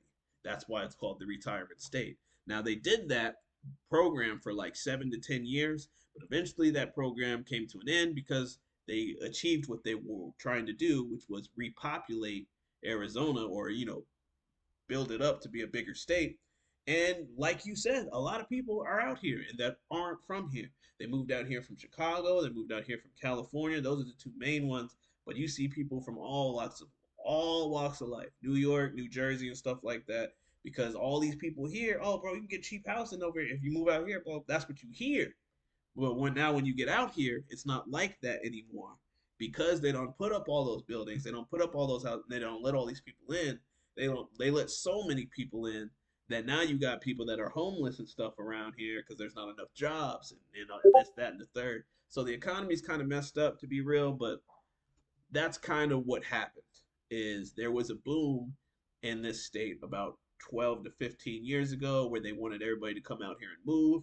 But now that you got so many people living out here, it's kind of a little overpopulated, if I'm just being dead honest. A lot of homeless people in certain areas. Not all, but like certain areas of the state got people walking around on the blues and you see them zombies and stuff. So but yeah, anyway, little history lesson. I'm not gonna lie, Arizona would definitely be a good ass place for somebody to be in witness protection because I ain't gonna hold you, y'all probably like the first people I ever met from there. Not gonna lie. Yeah, we get all types of people. We get people from Texas, New Jersey, New York. Like I said, mainly California, Mexico, and Chicago. I met a lot of people from Chicago out here. And there was a thing going on with Chicago where a lot of people was dying and stuff like that. People was just trying to get out of there altogether because it was like the wild, wild west. So if you're looking for a better place, you know what I'm saying, and you're hearing about these cheap houses and all this stuff, oh, you can come out here and live for mad cheap. Of course, people are gonna come out here to Arizona. You know what I'm saying? Makes all the sense in the world. But yeah, we can move on to the next topic. I really only have one topic left, so I will say this. Let's throw it out into the atmosphere. What do y'all want to talk about before we move into our last topic? Okay. Remy or Mhm. what team are you? Team Remy or Oh, Team Papoose? I'm Papoose. Papoose. Team Papoose Papoose all all day. day. Yep. Team Papoose So what's the all day. backstory on this? Okay. I got the tea for you. Ooh, I got the tea. And it kind of goes far back, but look, here's what it is. Remy Ma and Papoose, they were seen as the hip hop power couple. If not the hip hop power couple, then one of the big three hip hop power couples.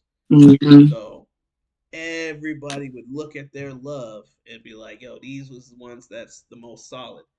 Papoose goes to prison or jail or whatever. I don't know for how many years, but it was for a minute. You said how many? That was Remy. That was Remy that went 6 years. Remy went to jail. My bad. Other way around. I It's thought the energy Papoose drink. went as well. I thought Papoose went as well, but regardless. Nah. Okay, so Remy goes to jail. Nah, man, I want to say Papoose went as well, but regardless, let me not mess up the story. Somebody So like, went. this again. Look, somebody Kind of like a Mandela effect. Hold on. somebody went to jail, but the whole time that they were in jail, the relationship stayed strong. This is what I want to harp on for the nature of the story. I don't. It doesn't matter who went, but somebody went. You know what I'm saying? So everybody's still looking at them like the power couple the whole time while whoever was in jail up until the point where they get out. They're still looking at these two like the hip hop power couple all the way until I think last year when there was a rap battle that was going on, underground rap battle, blah blah blah. You know what I'm saying? People spitting back and forth. In that battle, I don't remember who was battling, but in that battle, Remy Ma got called out because in the lyrics and stuff like that, it was saying that yo, this person was smashing Remy Ma the whole time. You know that this and that and the third was going on. That's why I said I thought it was Papoose that went to jail because I thought Remy was messing around with old dude while Papoose was locked up. But y'all telling me Remy's the one that went? I don't know. Regardless, Remy went to Apparently, she was jail. messing around with old boy before she went in. okay, so this is the whole controversy. You know what I'm saying? Remy got caught sleeping around. It was thrown out in the battle. She got put on blast. Papoose and Remy stayed together for a minute, or I won't, not too long or whatever. But after this happens, eventually they break up. Remy gets with this other nigga, and the downfall of that has been going on ever since. But it just recently heated up again over some Christmas stuff. So Remy Ma posts a picture like Christmas stuff or whatever, and she's hugged up with her dude. And Papoose is like, he had posted on her and something like, yo, while I'm out here doing stuff with the kids or whatever, you over there hugged up on homie, blah, blah. Just, they're getting all types of toxic and personal and stuff like that. Now, Remy Ma goes out and exposes Papooses new chick. Side chick, new chick, main chick. I don't know what she is to him. I don't care for that, but this is the part I do care about. Who it is. Clarissa Shields, who is a very prominent boxer, maybe one of the, if not the best female boxer there ever was. I don't know, but I think she is. Cause she, No, whoa. No, she's not. No. look, Nah. look, hold on. Layla Ali. Layla Ali is the best female boxer of all time. Layla Ali is 24-0.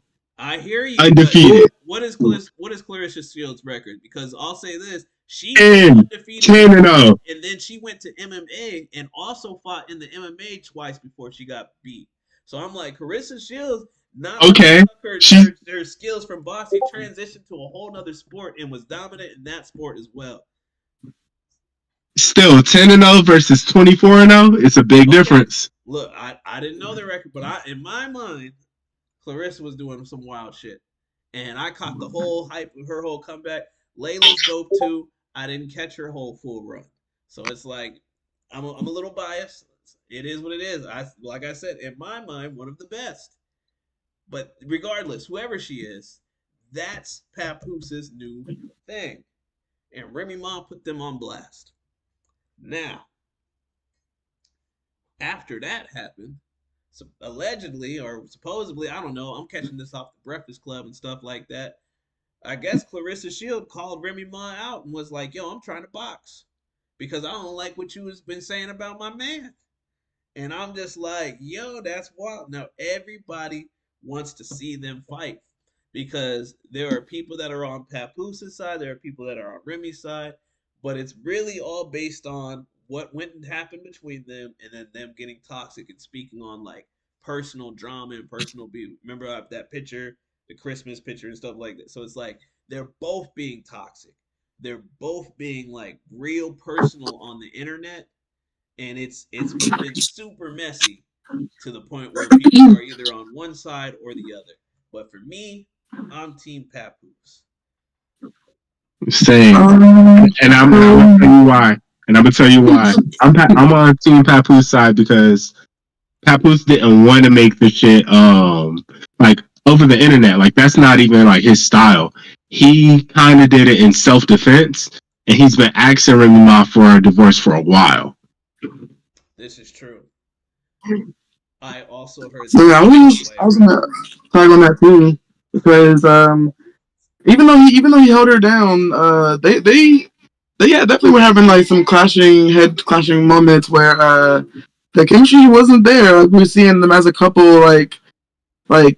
I don't have a side, but I definitely think that like I'm not on Papu's side because we're not in the relationship, but I do think that Remy is in the wrong because I'm saying like if I go to jail and the nigga hold me down, like that really showed me something for real. Like it ain't no little, 1 year, 6 months. You know what I'm saying? That really showed me something. So I'm like for it to be that and to be held down, like y'all got names in the game. Like I don't know. I feel like she could have put some more respect on his name for sure. Like. But at least how she went about it, you know what I'm saying? Like, they could get some, like, cordial middle something, you know what I'm saying? Not her, like, being dirty or, like, whatever the case may be, you know what I'm saying? Right. To quote Papoose said, I didn't knock your nigga out because he slept with my wife. I knocked your nigga out because he shook my hand and then slept with my wife.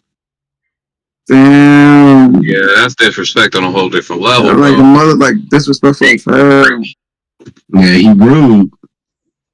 Wild. As far as the whole Clarissa, the whole Clarissa Shields, because I was hearing like the debate online too, like people saying, "Oh, Clarissa Shields will knock Remy Ma out." Oh yeah, no doubt. That's what she does to, that's what she does to eat. But Remy Ma's not a boxer. She's a shooter. So as soon as Clarissa gets past the gun, she's gonna knock her out. But she got to get past the gun first.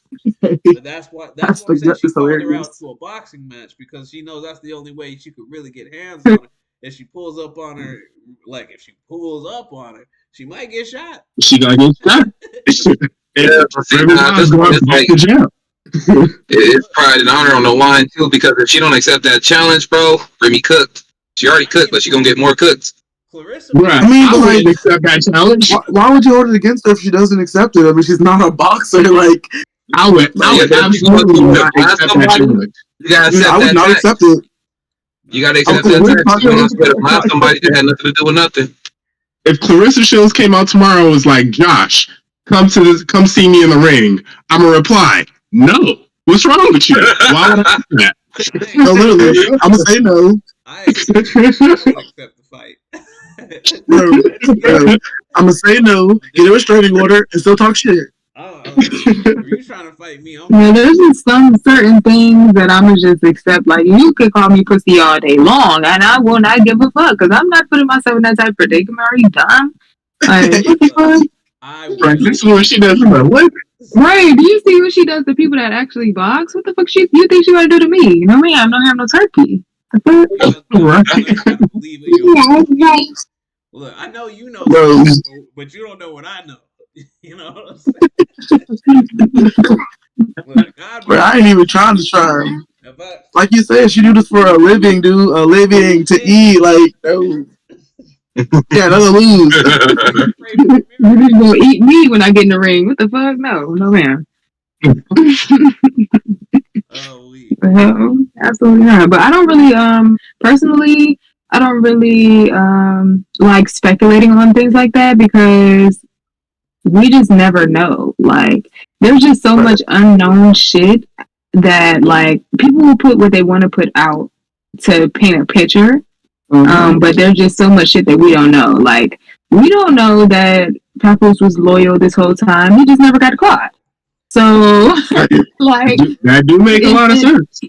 So it's like, we don't know. She might have, the whole time, she really might have fucked with this nigga because she found out that Papoose was cheating while she was locked up, and she was like, oh, let me get my get back. But they didn't put that part of the story out. So we just don't know. So I just don't like speculating on shit like this because I don't know. Well, we're not anyway. For sure. With that being said, I want to jump into a new topic because I forgot about this and I don't want to skip out on it. So, Tay, you had said there was something you wanted to bring up, and I remember you were explaining it, but I didn't know what it was about. So, if you could take the floor and lead us into our next topic. Okay, so nothing like sports girly. But anyway, this past weekend, the Heisman ceremony took place.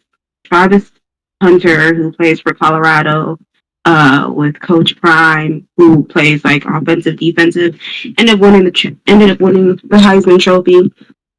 However, there's been a lot of, I guess, commentary on his girlfriend because she admitted they've been together since high school, but I guess there was a video that came out that she admitted that at first she was not attracted to him at first, but then got over it and now they're engaged and she's been living with him for the past 5 years, things like that. Everybody heard that part of, she didn't find him attractive at first and ran with it, saying that, she's only with him for the money because he's this and yada, yada, yada. However, and whatnot, and then they were just like nitpicking her whole like interactions at this whole like event. I guess like she sat down at first and whatnot, but she did say, and I didn't know this, but they've been together since high school. She followed him to Jacksonville State and then followed him to like Colorado, things like that. And a lot of people are just saying like, oh, she's using him and whatnot.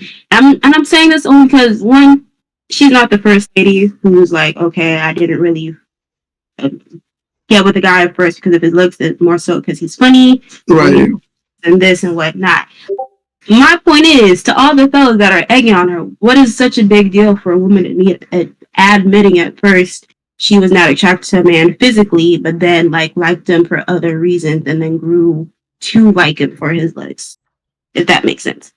To me, that's just the internet. Like, people gonna hate for anything. Like, there's absolutely nothing wrong with what she said.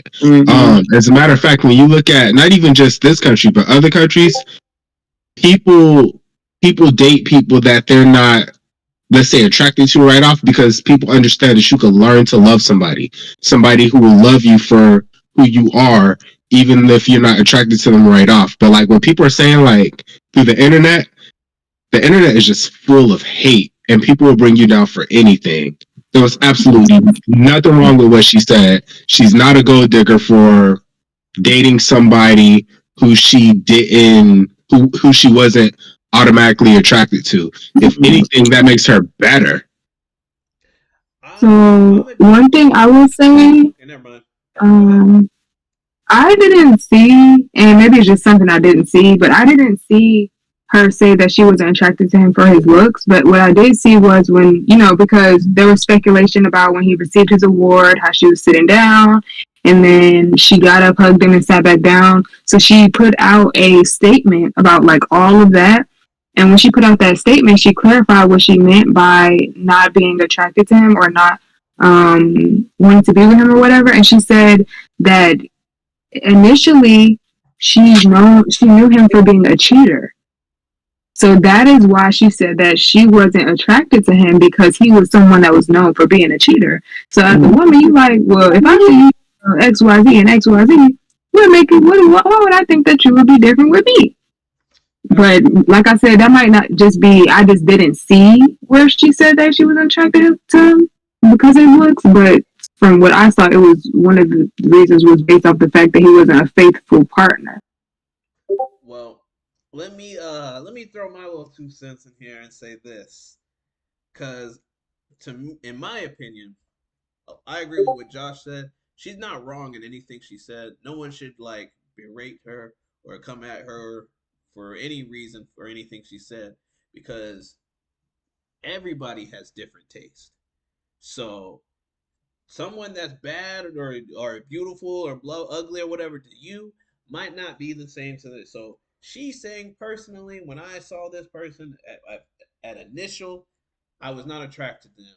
Whether it's for the cheating or whether you don't like what his avatar is doing, you know what I'm saying, currently. But people change. People got on my phone, people change their look. You know what I'm saying? So it's like, and on top of that, I feel like sometimes people aren't attracted to looks. They're more attracted to personality or like mannerisms, thing like showing that you care. So of course she might not have been interested in this person, but overseeing what they did for her time after, it could be something that she learned and fell in love with this person for what they provide and do for her and this, that, and the third. And yes, she learned to love him for the way he looks. He might have got a new hairstyle. He might have lost some weight. He might have started looking in a different light to her. You know what I'm saying? And that could be based off of your actions and how you move. It's not always about your personal appearance. So it's like, I just felt like that's a statement that people are just going to take and run off with it. Oh, she's a gold digger because she said she wasn't attracted to him initially. It's just something that the internet's going to eat up, you know what I'm saying, to make them look like a bad person. And then they're going to try to critique you on every single thing you do after that, because one, either they just don't like you, or two, they're trying to drive home the point that you are the person that they're saying you are. So if they say you're a terrible person, they're gonna harp on every single thing you do until they can prove that you're that terrible person. And so that's why I'm just like, I wouldn't even pay anything that those people said any attention, because she didn't say nothing wrong. You know what I'm saying? She just said, this is what I thought with him initially.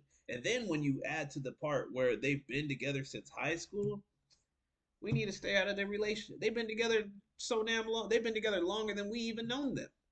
You know what I'm saying? So it's they've been together longer than they've been apart. Exactly. Like they've been together longer than that Heisman wrote, blah blah blah. Like he wasn't even in the league back in the day when they were like, you know what I'm saying? So we don't need to be that deep into their business, because it was such a offhand comment that I'm like, it should have never even got that much traction.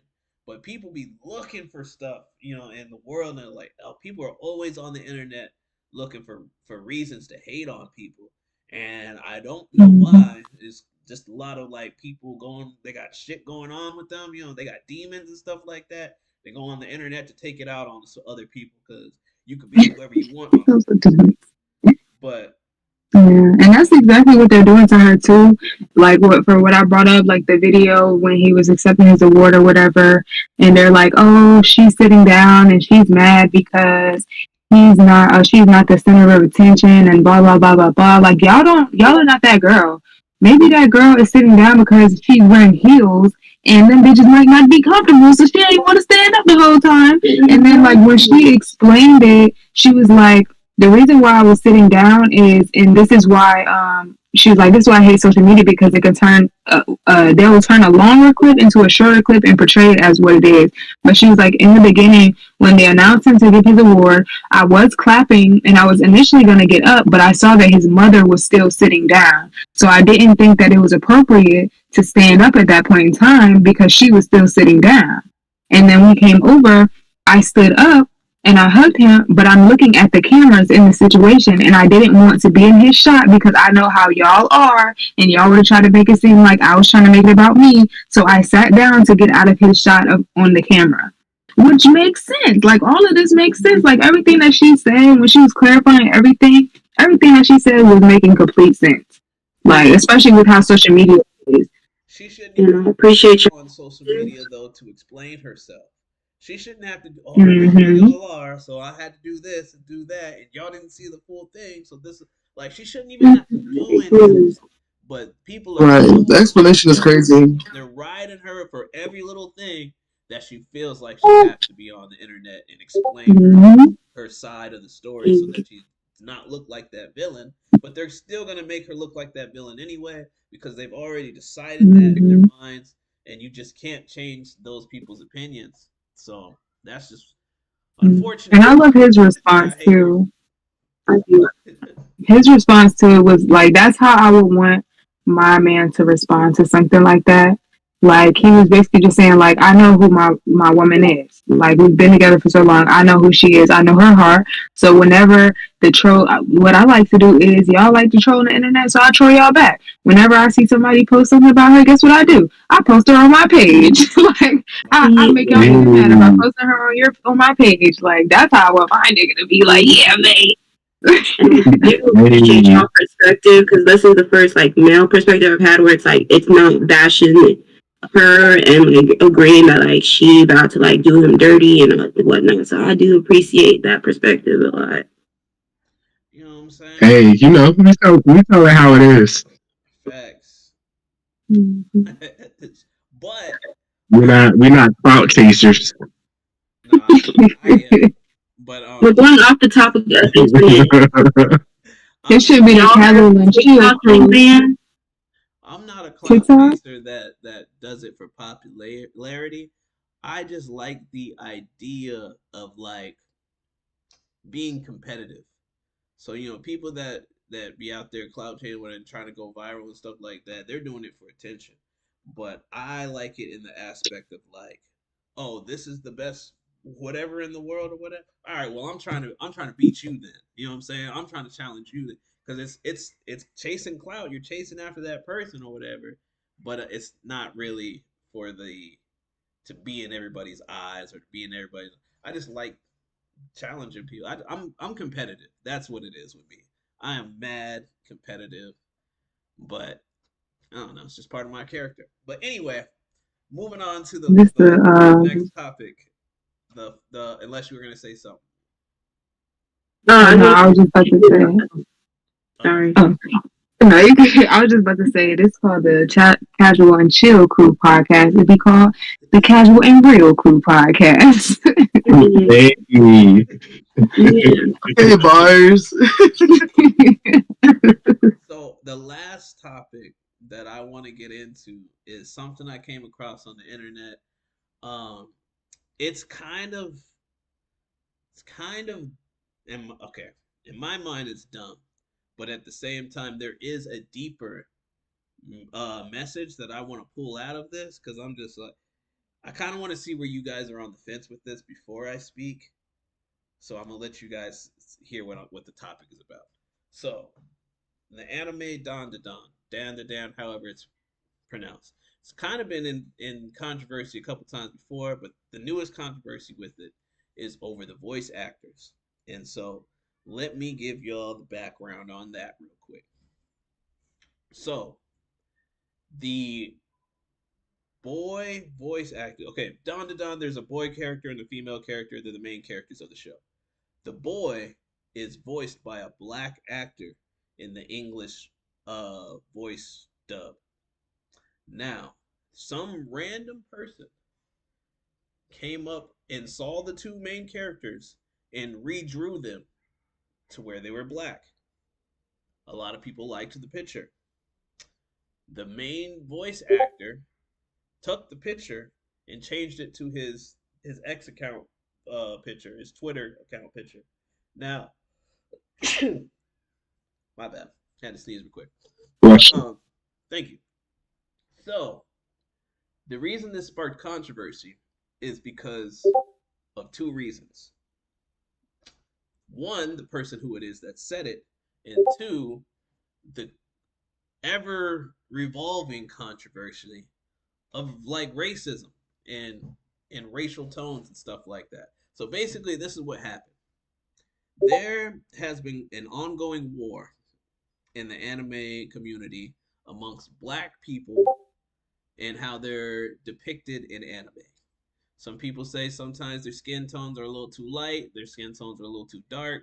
There's not enough black characters in anime. This, that, and the third.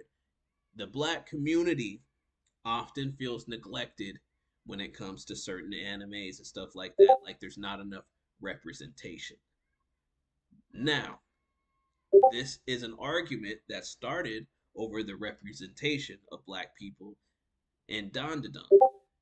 People that liked the picture were like, yes, I could see the main character being black. Like, obviously, skin tone doesn't matter, but if this person was black, I could see it. This is what a lot of people started to say. However, the Japanese community came out and was like, we don't like how you blackwashed our character. That's where the controversy is. It now stems into a bunch of other things because I'm going to go on the voice actor now. The voice actor who plays the main character, I said he's black.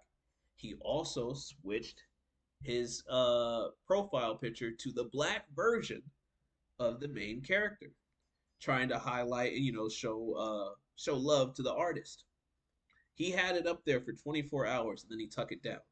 Everybody was speculating why, but he was getting all types of stuff in his inbox, so it was bad. It was crazy. But this is what happened.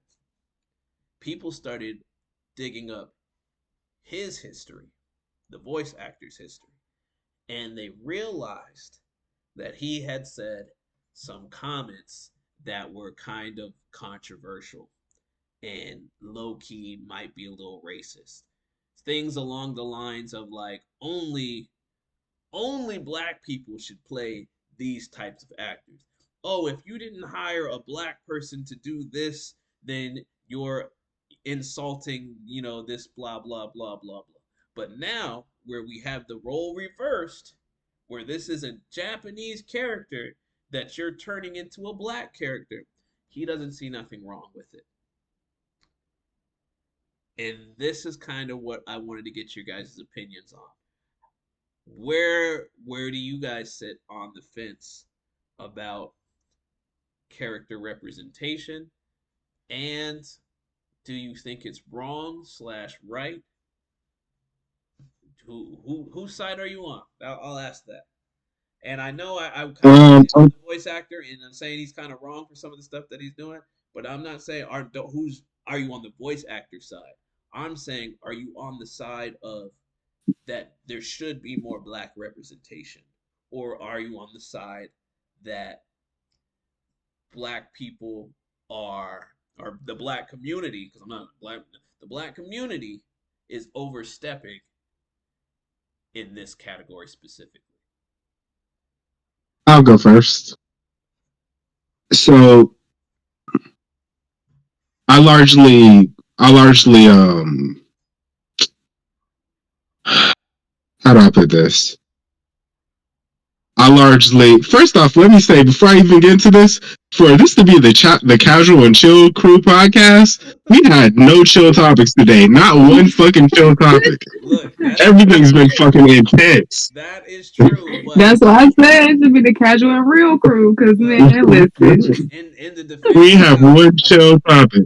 In the defense of how real shit got, like I said, we've been away for a couple weeks, so I knew we were gonna go down the rabbit hole to an extent. Excuses. I did warn y'all ahead of time. Excuses. All right. So this is how I feel.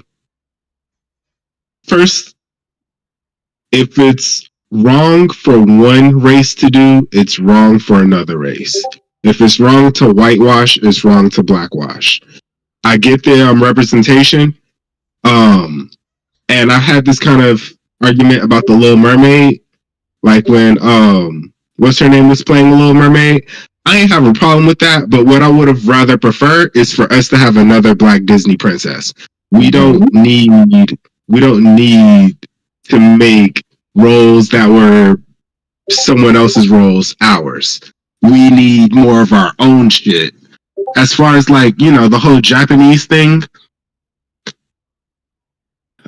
black people in Japan make up 1.5% of the total population. So yeah, shit's gonna be off balanced. Um my favorite anime is Naruto, so I can't really like Naruto had plenty of black characters in it. So I can't really say like, I felt any type of way about that. Like Dandadan doesn't really have a whole lot of characters. Like, so I can't really like say like, oh, we need more black representation when there's only really two characters. Like two characters in Edo, Japan? Like, what? There's like Like, 5 characters, but yes, I 100% get your point. There's not too many characters in the show, regardless. So like, do I need a black character in this show? Not necessarily. And this is why I was surprised that this thing blew up, because this was just a random picture that somebody drew. You know what I'm saying? Oh look, what if this dude was black? It'd be kind of cool if he looked like this. You know what I'm saying? It was just an idea. okay, and I'm gonna say this too. And I'm gonna say this too. Um, all the characters, all the anime characters look better black. 100% of them. But still, it's it just agreed. He doubled down. it's like it's somebody else's work of art based on a time period where there weren't a lot of black people there. Like there's not a lot of black people in Japan today. So yeah, if it's wrong to whitewash some shit, it's wrong to blackwash it. Fact. Yeah, I 100% agree. That was literally going to be what I said. That I don't think that we should change things, like leave them how they are, but create more black characters so that we don't run into situations like this where we're changing and causing so much controversy because something is being changed, where we can just create our own characters and broadcast them just like y'all broadcast. Like for instance, you said the Little Mermaid. Like if she wouldn't have been black and she would have just been white, or we could say Barbie. Let's say Barbie for instance, right? Barbie. How that's like a super broadcasted thing. Everybody fuck with Barbie. When Barbie come out, it's getting posted everywhere. If we did the same thing for our own creations, then we wouldn't have this issue. But it will never be. But it's not. It just isn't done. Like you have so many black creatives that create black characters, and it's not as broadcasted as the white ones are, and we are partially to blame for that because we're just so used to seeing what we see. We're just so used to the quote unquote norm of it always being a white character. So, yeah. That's real. The norm, that is the norm, though. I mean, there's more white people than black people on the planet. And you know what I'm saying? But um, I'll say this. I think the idea of creativity should never be restricted. So I think we should have, just like people are being whitewashed, we should be able to blackwash characters all we want. I don't I don't see anything wrong with drawing or expressing yourself in a way to where you change what the norm is. So if I took this white character and made them black because in my mind I picture them as a black person, I should be free to do that without receiving any type of like uh there's criticism in the world, so people can always criticize you and critique you, but without being like ridiculed for it. I should be able to do whatever I want creativity wise without being ridiculed for it. And so to that extent, I don't think there's anything wrong with the picture itself or with the idea of blackwashing a character. Now, here's why in my mind the Japanese community responded the way that they did, because I feel like and this is just my personal opinion, which is why I said whose side of the fence are you guys on?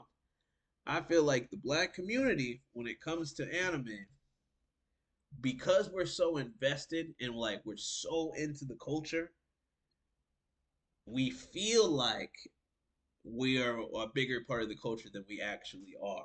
So it's like that's why, yeah, we want more representation in your Japanese mangas, you know what I'm saying? But like just the sound of that to me always came off a little bit crazy.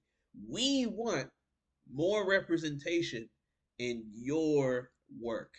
Why not go make our own? Why not make our own comic books and this and that and the third, which has already been done. You got your Static Shocks, your Black Lightnings, and stuff like that.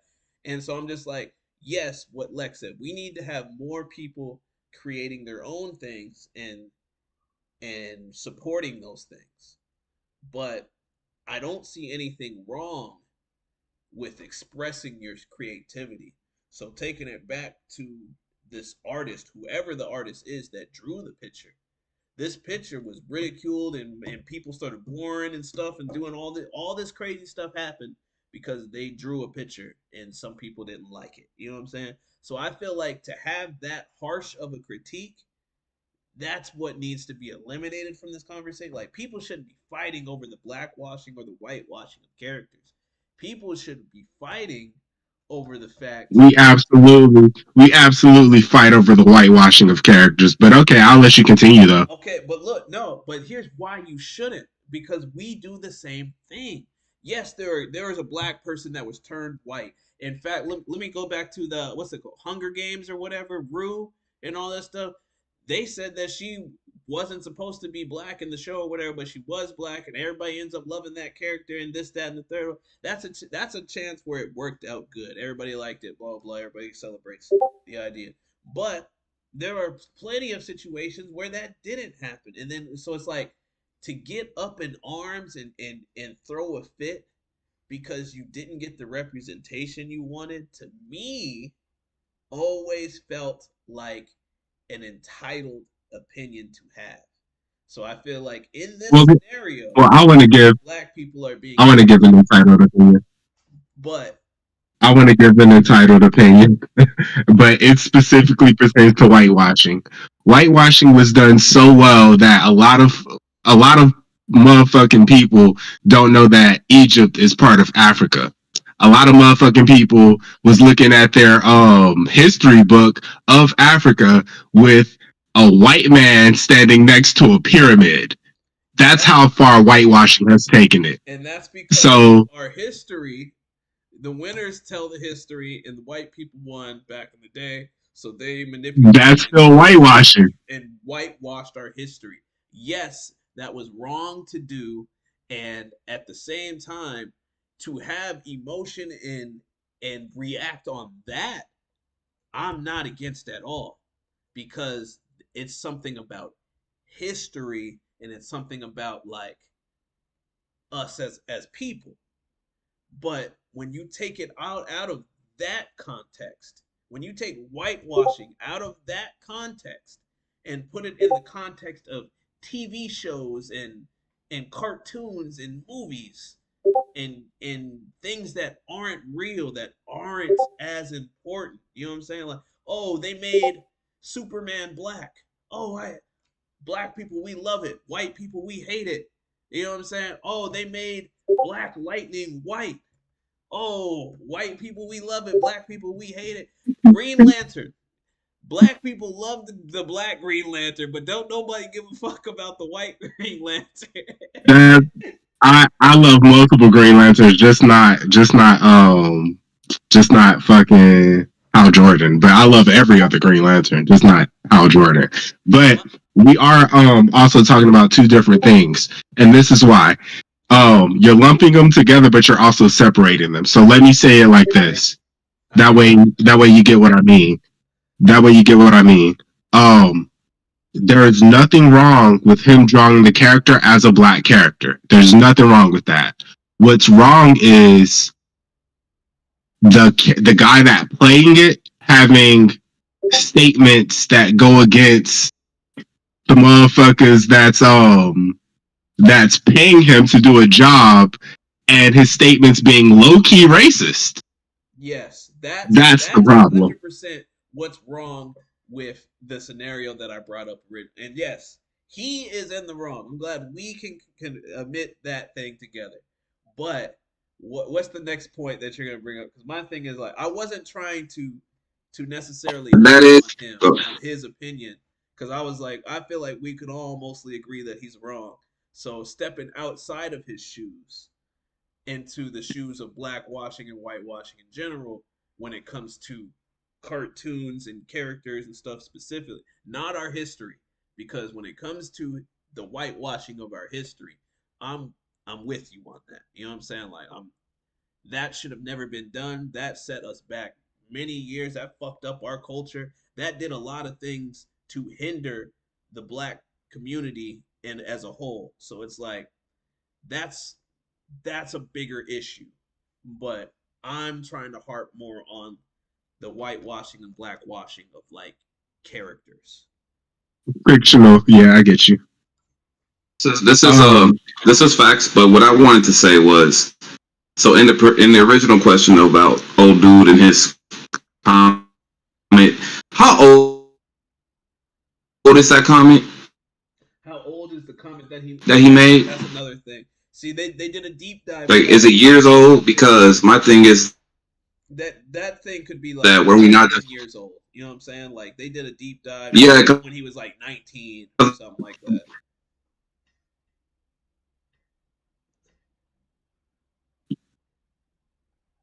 See, no, you I can't. really wonder. Yeah, I can't hear you, bro. My bad. Go ahead. Say what you were gonna say.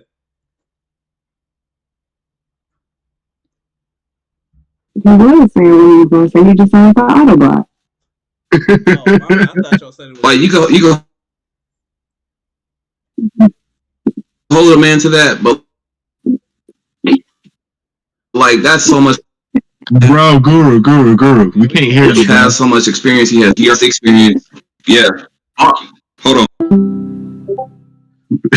Okay, yeah. I It did. sounds like when somebody faking, like they trying to get off the phone with you, and they're like, "Oh, I'm going through a tunnel." What about now? That's better. All right. So what I was saying was like, look, based upon like however old that comment was, you know, it's X amount of time that passed. So man's could have had like so many different life experiences that could have changed his point of views to where that should no longer even matter. Like a lot of people shouldn't be hold to old shit they said because a lot of us have said some wild shit on our pages. I'm pretty sure I can go back and see some wild shit I done probably said. And I was like, damn, I said that? I even get posts now where it was like memory posts from XYZ years ago. And I'm like, damn, what the fuck was I on? Facts. I was wild. Yeah, I don't So Same look, here. that aside, man shouldn't have to be held to that anymore because those standards been way done past statutes of limitations. Let's throw that shit out the window. Now representation in the animes and stuff, like look, it's fan art. If you want to make your character black, hey, kudos to you because shit, in any church, if you go to a black church, there's a white Jesus. You don't see not one black Jesus in a black church or any else. And Anywhere it's else. black. Santa and Jesus. Wait, no, my pastor's wife, she's black. She paints all of the little like white Jesus is black. Nice. We need more people like Yes. Right? That's what I wish we did She's have. Hungarian Indian. doing the Lord's work. Like, you don't see any black Santas and that's something that but I don't see that changing in the near future. But I don't think I've ever seen a black Santa that people can sit on his lap ever in my life. It's always been a big white guy. Look, I would tell you like this. I'm correct. I seen a black Santa at the mall, and that nigga was smoking Newports. So You know how hard it is to deliver presents to children in one night? Black Santa ain't too different than the average nigga. That's all I'm trying to say.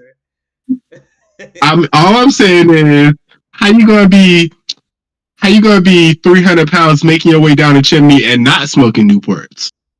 Man, my thing was, I knew Santa was black when they were talking about how he starts up his sleigh. I was like, man, that's some bad bullshit if I ever Man, I'm talking about Santa. You talking about a cigarette? It might not have been a cigarette for real. It might have been a J disguised as a cigarette because all them cookies, the nigga be having the munchies. That's why them cookies be gone because he be having the munchies. Santa wants you to leave snacks for him. That is some wild. Oh, for real, they be having the munchies, all that traveling and shit. He be smoking. Right. In one night. Man, He got one tank of gas to go around the entire world. Anyway, so yeah, that's kind of that's all the topics that I have. To be real. So, anything y'all want to cover before we wrap it up? oh, I thought you were gonna ask what the most expensive Christmas present. That could be a casual topic. Since Josh said we haven't had any We're gonna have one Right. Right. chill which is who got the most expensive Christmas gifts on your shopping list? You know what I'm saying? We've all done some shopping Christmas at this, Christmas shopping at some point. And I'm sure y'all know who's getting what, at least on y'all behalf. So, who did y'all spend the most money on this year? Y'all already know who my answer is gonna be as a mom. As a mom, Journey has the most. Really okay. So this year, we actually decided instead of exchanging Christmas presents, we were gonna get a family tattoo. So technically, in theory, I'm probably gonna be spending more money on myself for the tattoo. But without that, Journey definitely got the majority of the presents and the money. That's what's up. The kids, you know what I'm saying? They're usually always gonna get the best stuff. Um, my sister got me the best gift. I already told y'all what it is. My sister's birthday is very close to Christmas. It's on New Year's. And so, you know what I'm saying? She pretty much gets whatever she wants around this time of year. And she wanted that Fenty perfume or whatever by Rihanna. Just like 150 or something like that. That's what I paid for it at least. Yeah. So, that's what she got. Oh, Everybody else is either getting gift cards or money for me, to be real. But my dad be drinking, and I'm not gonna lie, he makes his own drinks. He can drink crazy, and he makes some great stuff. But me, I'm a lightweight.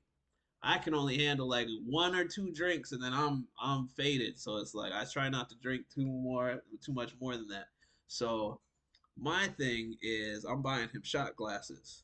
So that way, whenever I go and visit him, if he's gonna make something, I'll be like, yo, let me just get a little shot glass. It's a double-sided gift, but That's smart. you know what I'm saying? So that's what I'm getting him. That's smart. And then yeah, everybody else is already covered. My niece, she's not here right now.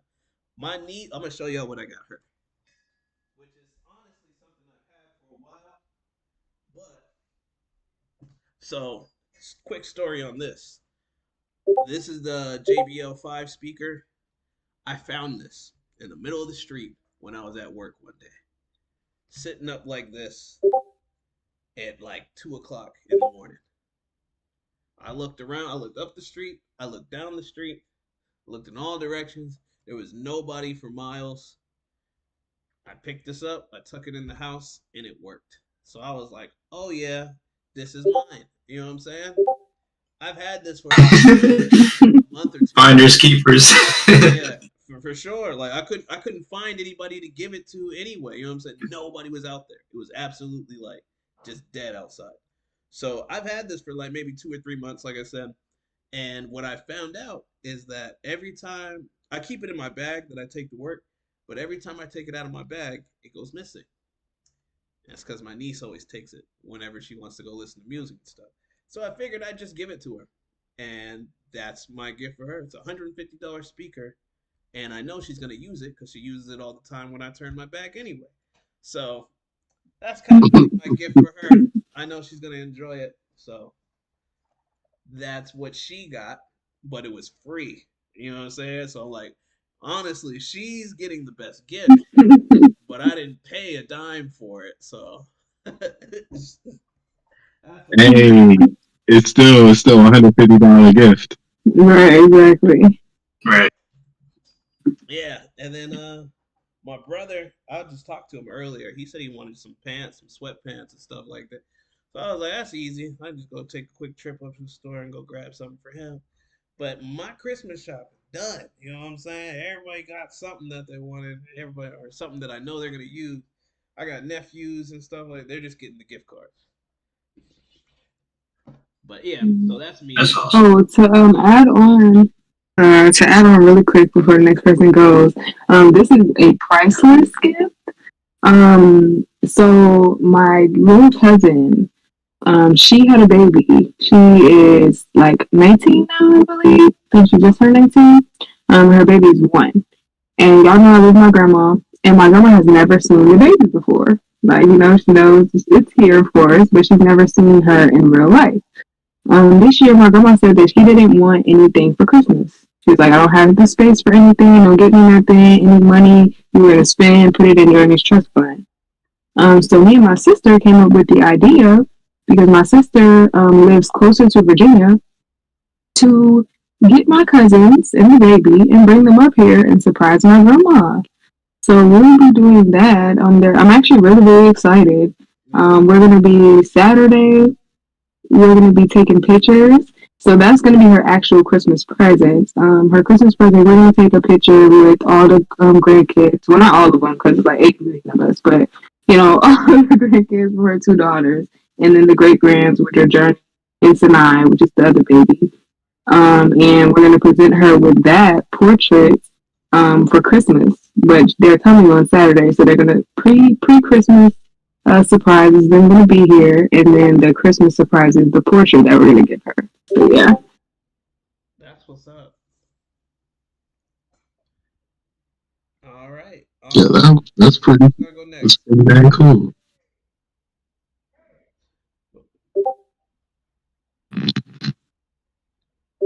Mine doesn't really count as a Christmas gift, but I know my mom had bought a cargo van to start a business, but it was hard for her to like start it up because she's already got her own job. So I spent like $3,000 trying to help her start it up.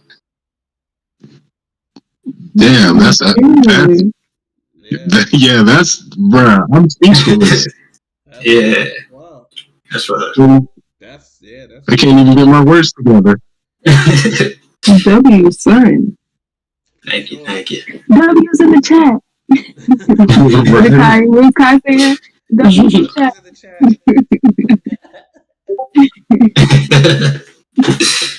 But yeah, that's me. Nah, but yeah, for real, that's what's up, bro. That's a better gift. Appreciate that. Yeah.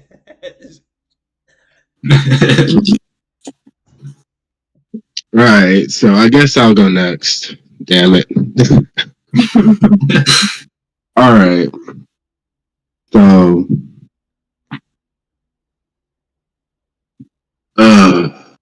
okay. Where do I start? Because I literally got all the shit sitting in front of me. I'll start with my cousin Mook. I got him 2 comic books. One is a Naruto Cross Ninja Turtles comic book that came out like last month. Fire. And the other one is a graded Batman comic book. It's graded at a 9.8. So, it's kind of like a collector's item. My brother is like into investments and stuff, so I got him silver. I got him 2 silver coins, each worth about like $40 a piece. Damn. My homie Dan, I got him a 3D print of the Master Sword from Zelda. So like it literally sits in the stone. You can pull it up out of the stone, and it becomes a complete sword. It folds out on itself. Oh, that sounds dope. Sounds fire. Yeah, that sounds. My dad got 2 outfits and some boots that match with both outfits.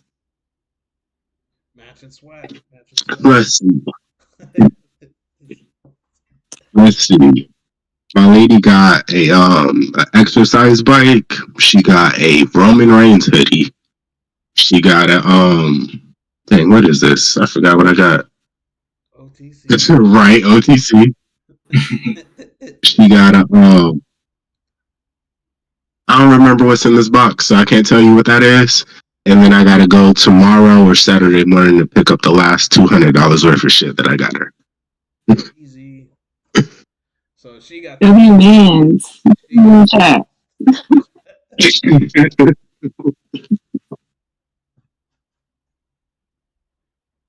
All right. Well, So it sounds like she got the most expensive. I didn't hear you. I said it sounds like she got the most expensive stuff out of everybody. Of course. What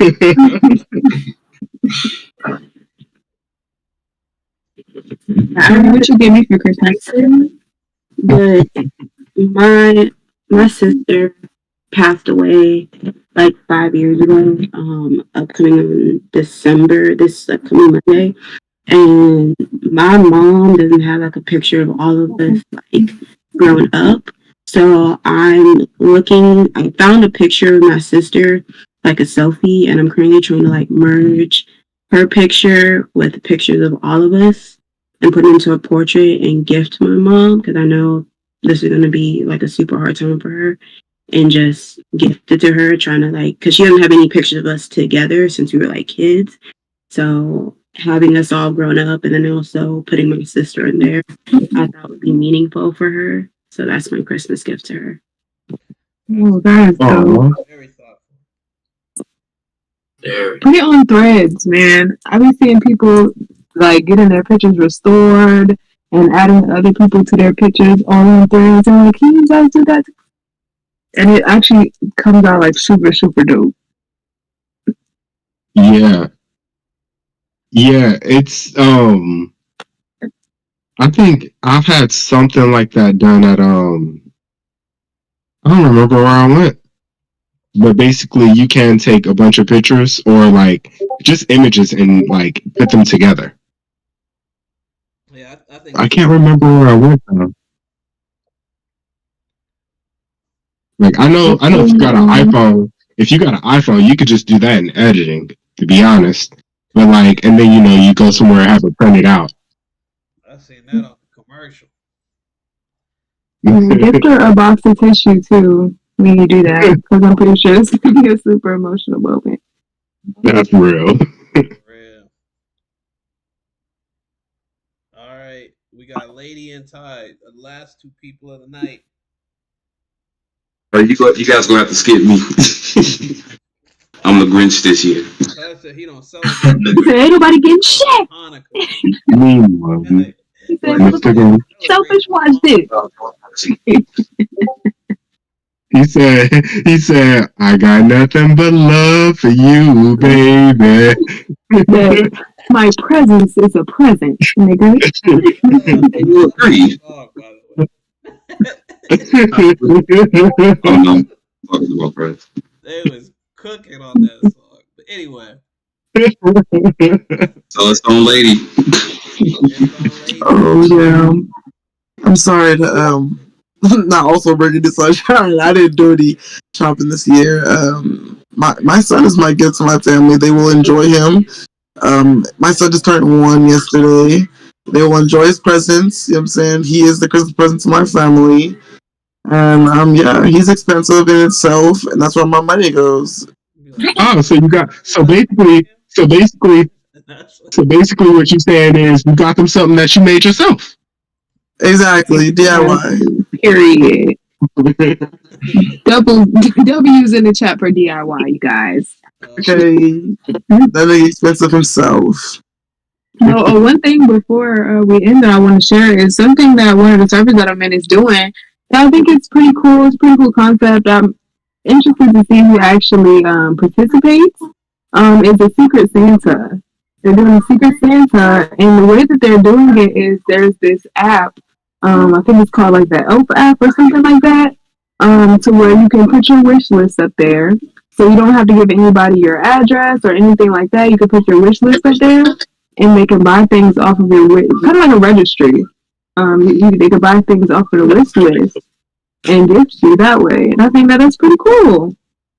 That's dope. That is really cool. I don't know who's gonna purchase. What server is that on? It's my friend Black server. He actually just joined. If you look to see, he joined this server because I was telling him I was on the phone. I'm telling him like, yeah, I'm about to go on the podcast, and I told him about it. He said, come check it out. But yeah, his server. It's not many people in there, but the people that are in there, like every day, we're in the VC every day, talking to each other, interacting and stuff. So I think it's gonna. I hope that it has a really good turnout. So it's something that we can continue to do because I think that was a pretty dope idea. I would agree. If I come across the channel, I'll check it out for sure. Yeah, for sure. I'll definitely drop the link in here. Check it out. Yeah, okay, this will be what I'm gonna leave off on. I'm glad you said exactly what you just said right now. So this server, this Discord server is called the Casual and Chill Crew Podcast. I know Lex, you got the Meadows, and I know Tay, you got Writer's Block. So I'm not the most internet savvy person in the world, but I just recently figured out how to put more links in the videos. So now I can say this from this point on for the rest of the videos. I will have links to your guys' Discords in the video descriptions. So Lex, I have the link to yours and mine. Tay, I'm finna go on your Discord and grab your link so that I could put it in there for the rest of the videos from this point on. So if you ever catch this, the show or whatever, then you can hit our links and go to our Discords from the links on any of the episodes that pop up. And if we come across any more Discord servers, I could always add those in there as well at a later time. So we no longer have to be like, yo, check me out in the meadow, check me out on the couch. I can just hit y'all with the links is in the description. You know what I'm saying? When you check out the video, you can hit the links in the description. Great. You know what I'm saying? Period. But yeah. Yeah, I like that. We gonna go ahead and wrap it up, you know what I'm saying? This was Casual and Chill Crew Podcast. I got the squad with me. You know what I'm saying? Go ahead and let y'all know if y'all got anything going on as we sign off. But I am outie. This is just Josh. I ain't got much going on. We was thinking about going to New York and Christmas caroling. We're gonna knock on people's doors and sing "Many Men" by 50 Cent. It's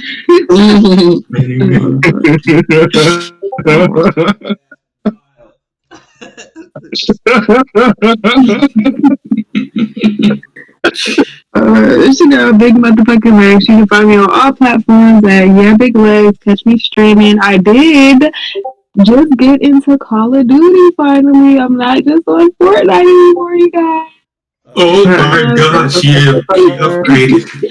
So catch me streaming though. Get an upgrade to some extra hackers, bro. Bump that. Good luck. Or downgrade, however you say. Hey, double tap. Remember, double tap. Yeah, Double tap, yeah. I hope y'all have a blessed and happy or Merry Christmas if we don't see y'all. And stay warm. It's your girl Tay. Facts. Merry Christmas from Tay and from the rest of us here as well. Except for Guru. He's a Grinch. He don't celebrate. You know we be looking at this. Fucking Oh shit! Alright, what it is, y'all? It's your boy Guru the Guy. You know what I'm saying? Big bro Guru, aka Godfather Rule. You know what I'm saying? You see me out the streets, don't say shit to me. I might slap the fuck out of you. But happy holidays. Enjoy your time. I'll catch you next time. Remember to sage and drink your water. Until then, we on our East Atlanta Santa dashing through the snow in a one-horse open sleigh. It's hilarious. Hey, it's Lady Love. Y'all, you know what I'm saying? Spread love, get love. Happy holiday. Trying to say Merry Christmas. Yeah. We're out here. And it's Rico Brew. You can find me on Instagram at Rico Brew Animes, coming through to show love and the Casual Chill Crew Podcast. Facts. Easy. And with that.